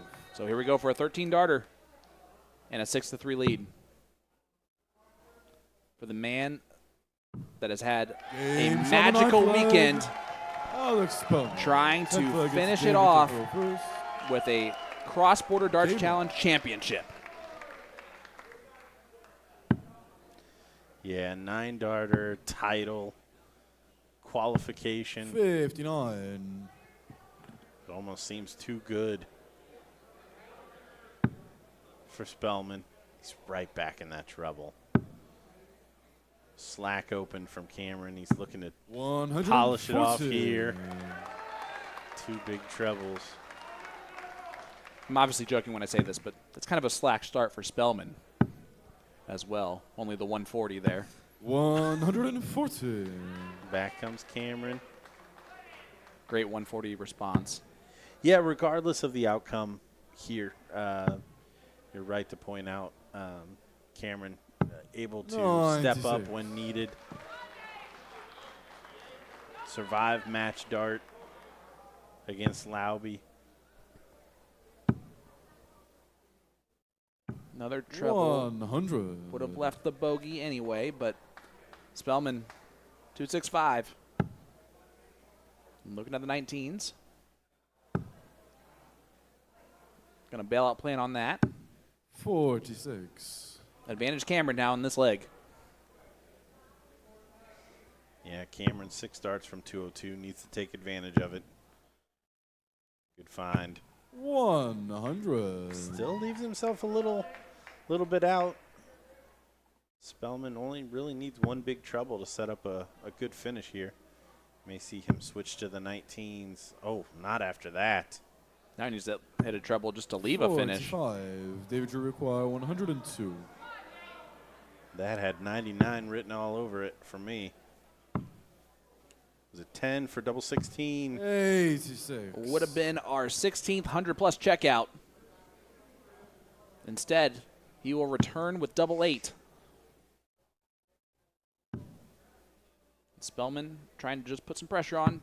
I don't know if he misses it. It could be for the entire match and the championship. 16. To reel a leg back. Double 4. Game's on the 10th leg. And he does. It's just a hold a throw from him. 11th leg, it's Alex to throw But first. you have to do that in order to win this from Game this on. point. Spelman throwing for the match and the title. 137. Another masterful start on his own throw.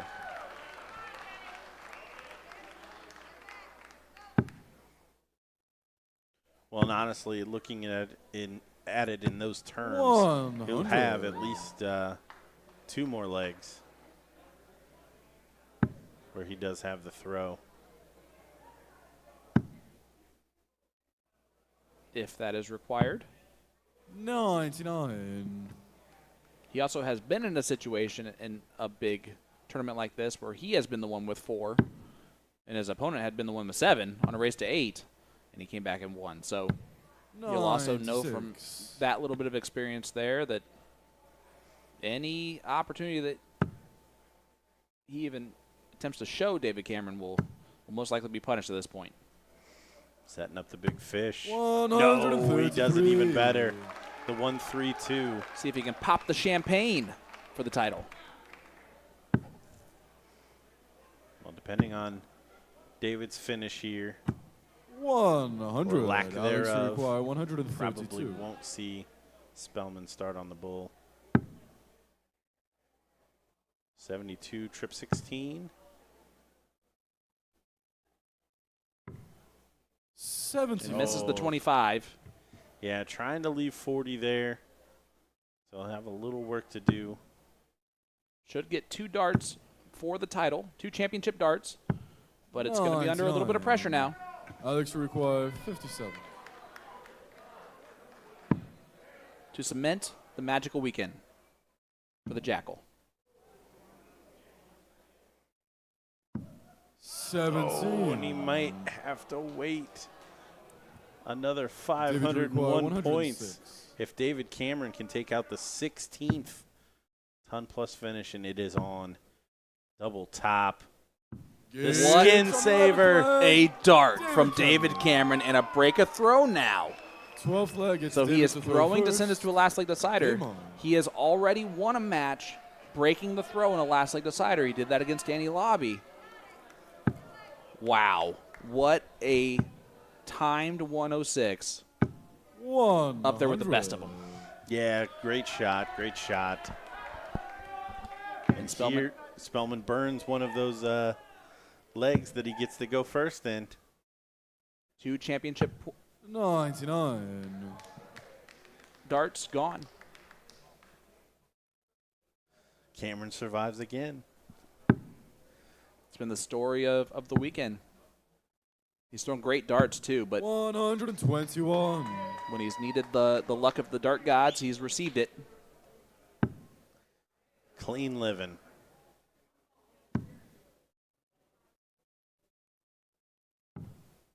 $137. Now a married man, David Cameron. Congratulations to him on that. Spellman's better half, Jessica, is at home. And we found out last time we spoke that our birthdays are literally 3 days apart, the exact same year and everything. Huh? It's really weird. Spellman looking to leave. 132 again. This time, he's going to have to try and pop that champagne.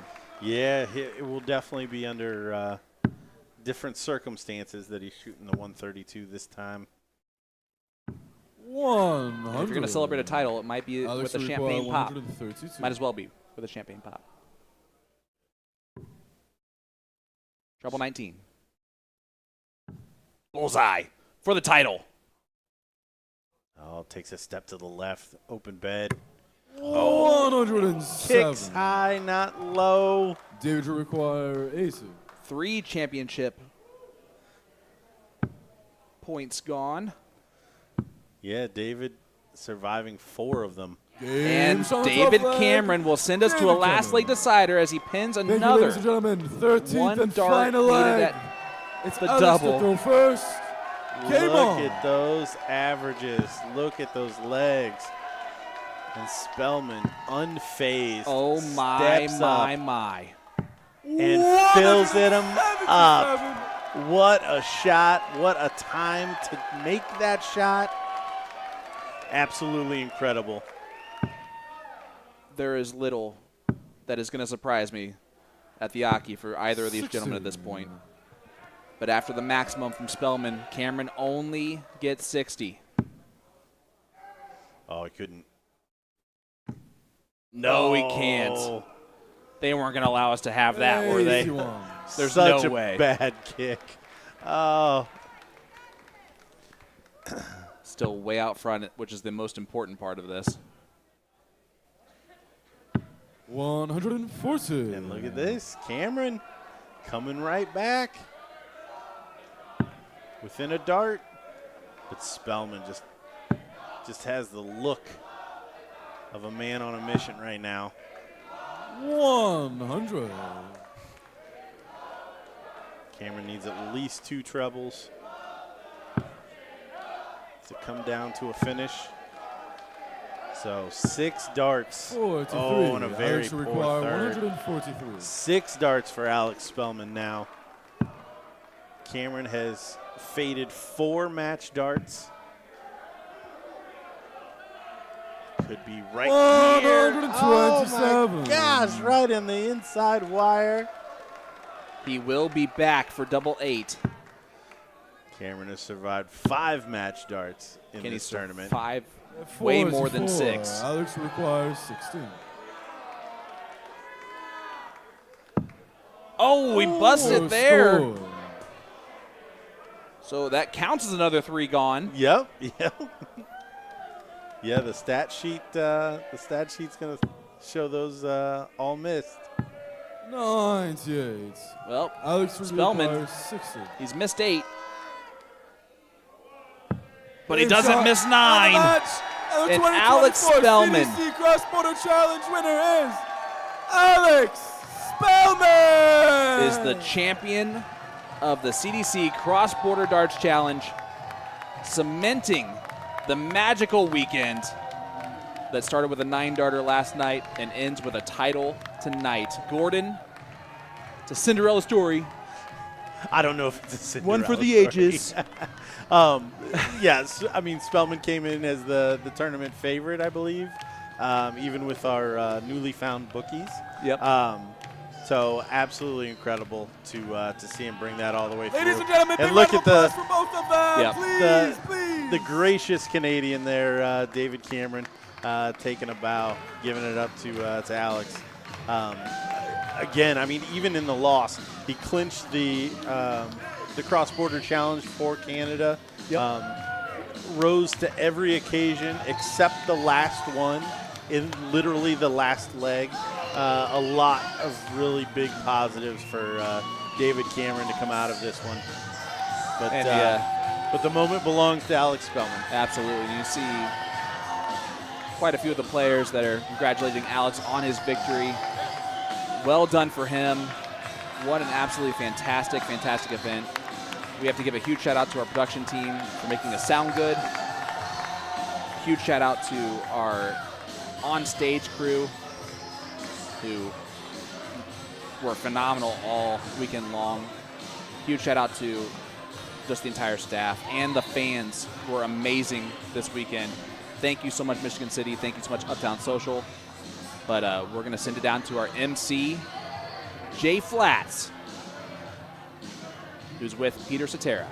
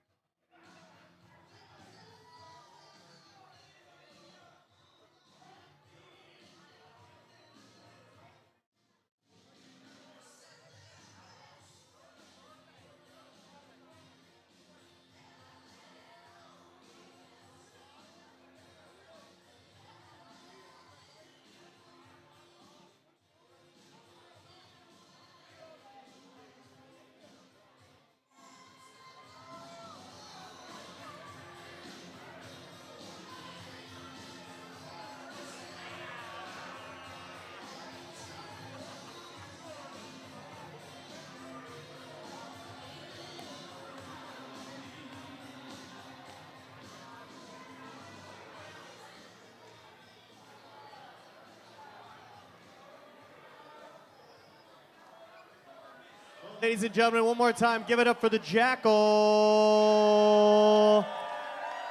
And if I can have your attention, please, let's welcome back Peter Cetera, everybody. Peter.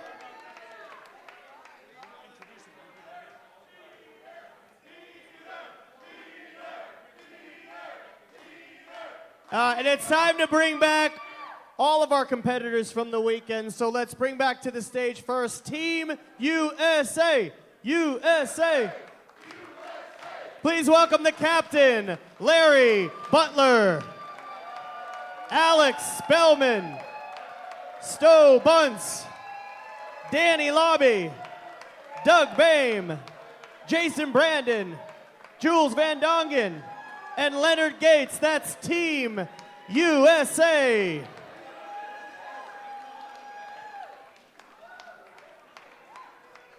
Give it up for Team USA, everybody. Let them hear it, let them hear it, let them hear it.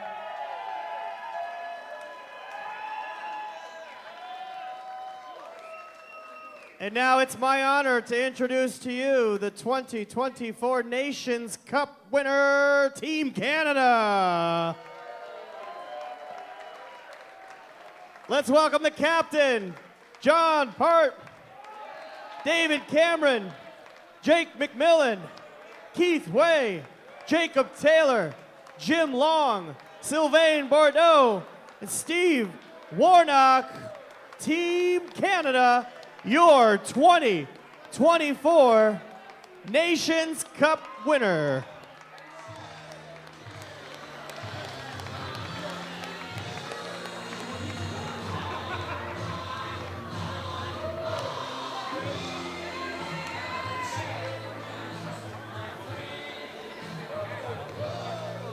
Give it up for both teams, everybody. Give it up for both teams.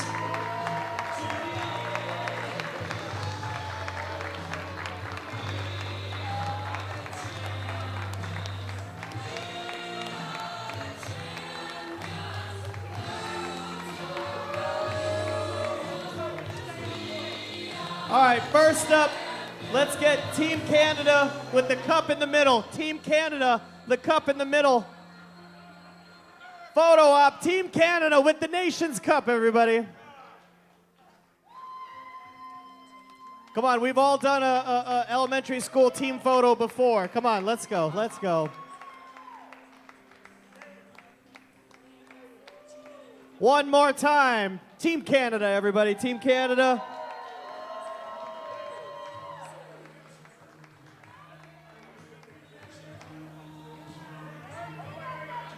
Wade's bringing in the flag, everybody.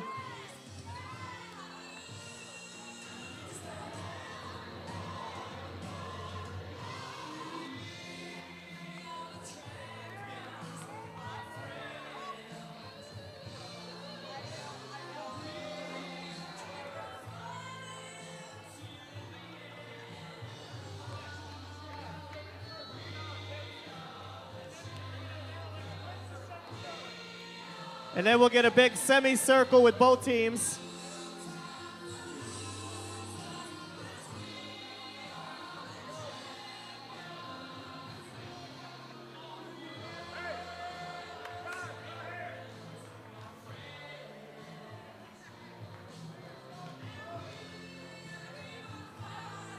It's like the red carpet. What are you wearing? What are you wearing? Whose jersey are you wearing? And give it up for Peter and his whole team, everybody. CDC.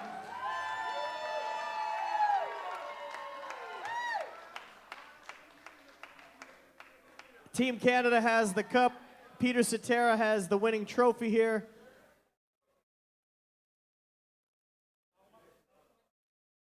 Ladies and gentlemen, the winner of our final match, Alex the Jackal Spelman!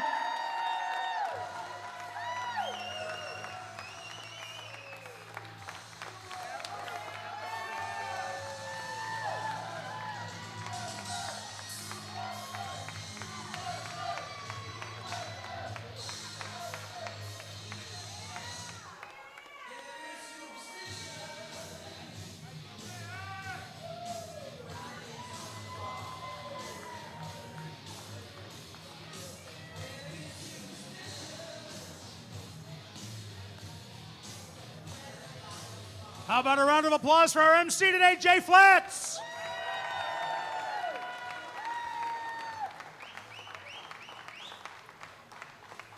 A round of applause for our runner-up, David Cameron.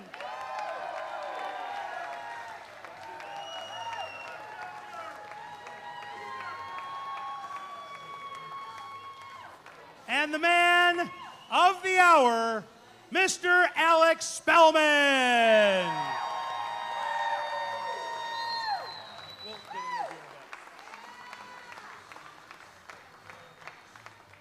Alex, first of all, congratulations. You're going to Madison Square Garden. Sweet. I don't know what to say, honestly. The last couple months have been a bit of a struggle for me, and it just came together this weekend. How about that final? A nail biter all the way to the end. Unfortunately, yes. I don't know. I feel like I blacked out there for the last couple legs, just trying not to screw up, and I did a couple times, but fortunately I had one more leg in me. So you've had a lot of success recently, obviously one of the top players in North America. Where does this title rank in your career? Well, I've been telling people I want to prioritize the CDC over the European stuff in the near future, so this has to be close to #1 for me right now. you know, it hopefully, you know, I know we weren't always at our best, but we put on some pretty cool stuff this weekend, and it showed what we can do. Amen to that. Amen to that. So I want to shift gears. One more question for you. So obviously there's the individual element, right? You're the champion. But there's also the team element. Team Canada, again, congratulations to them. How much pressure, additional pressure, does that team element put on this event? For me personally, it's not a lot of pressure just because I'm only one individual. I do my job. Obviously, I have teammates that have to do their job too. So I just go try to win. It doesn't matter if something's on the line or nothing's on the line. I'm trying to kick your butt. I don't know if I can say ass, but I'm gonna kick your. I don't care if you're 5 years old or these guys. I'm trying to beat you. So. Well, and beat them you did. Ladies and gentlemen, your 2024 Cross Border Darts Challenge champion, Alex Spelman.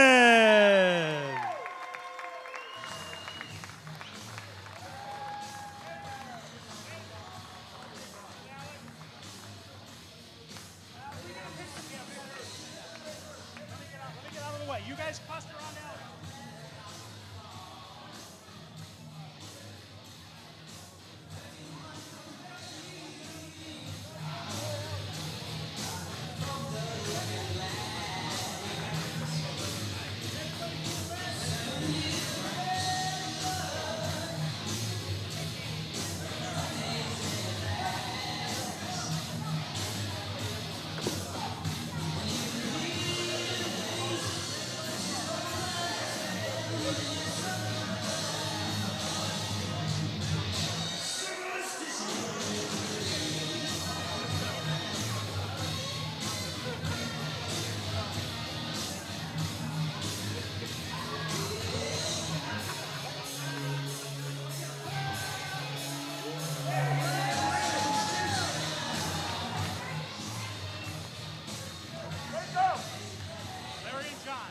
All right, I'd like to call forward the captains of the two sides. John Part, Larry Butler, step forward. Another round of applause for these two wonderful gentlemen that captain their squads. So Larry, I hear you guys were giving each other grief for the last 2 days. Is there any element of truth to that? There's a few texts going back and forth. How much does this mean in terms of a prize? You know, it's an additional element to an individual tournament. How much does that mean to you and the team? It meant a lot to me. I mean, and I know it means a lot to John. It was fun. But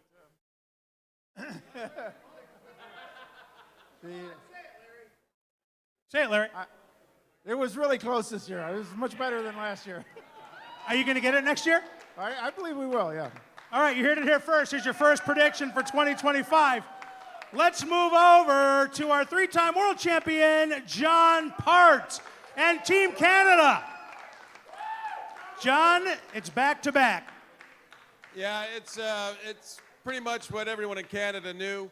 That, you know, I was going to lose, but we'd win anyway. But thankfully, Larry evened out the captain thing. And, yeah, no, it was a close one in the end, wasn't it? It could have been over the first match tonight, but somehow it went all the way, and, you know, especially due to Alex playing so well. And, well, I think with that 9-dart game, he deserved everything, really. But we took the trophy, but, yeah, okay. So I'm going to ask you, you and I have talked a little about this. This Nations Cup thing has become a thing. Like, there's something behind it now. Yes, and I heard there's going to be the big team bonus in the mail, and... Always looking for an angle, this guy, I tell you. Now, you know, I don't know what the future of this event is, but I think it's great to see that it's healthy and there is interest and that we have it. And, you know, I think there's a lot of talk amongst us Canadians. We'd love to host one too, you know. Not that it wasn't great here, really great here, but maybe we'll get one day, because I know we'll fill the hall just as well, I think, because... you know, we can support our guys just like you guys did such a great job supporting the U.S. team. I think that is a distinct possibility, my friend. Ladies and gentlemen, once again, give it up for Captain Larry Butler from Team USA and the Continental or the Nations Cup champion, Team Canada, captained by John Part.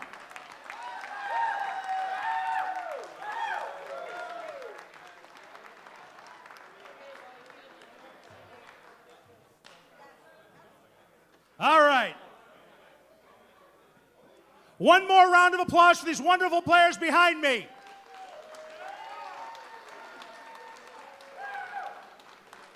Keep applauding, please, for our wonderful staff and volunteers without whom this would not have happened.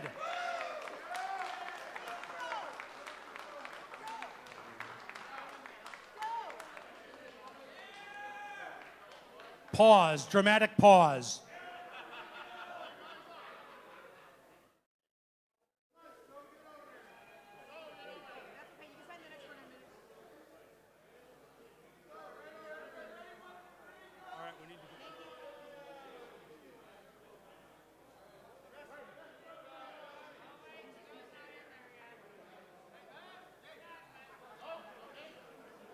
That's it.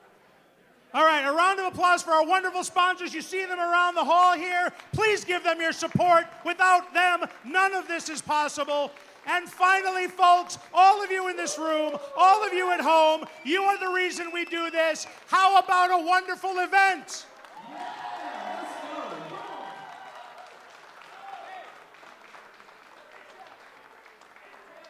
Jay Flats did an amazing job. All right, so ladies and gentlemen, on behalf of my partners, L. David Irete, Jeff Good, Anthony Eugenia, all of our wonderful staff and volunteers, this is Peter Cetera saying good night from Michigan City and the 2024 Cross Border Darts Challenge.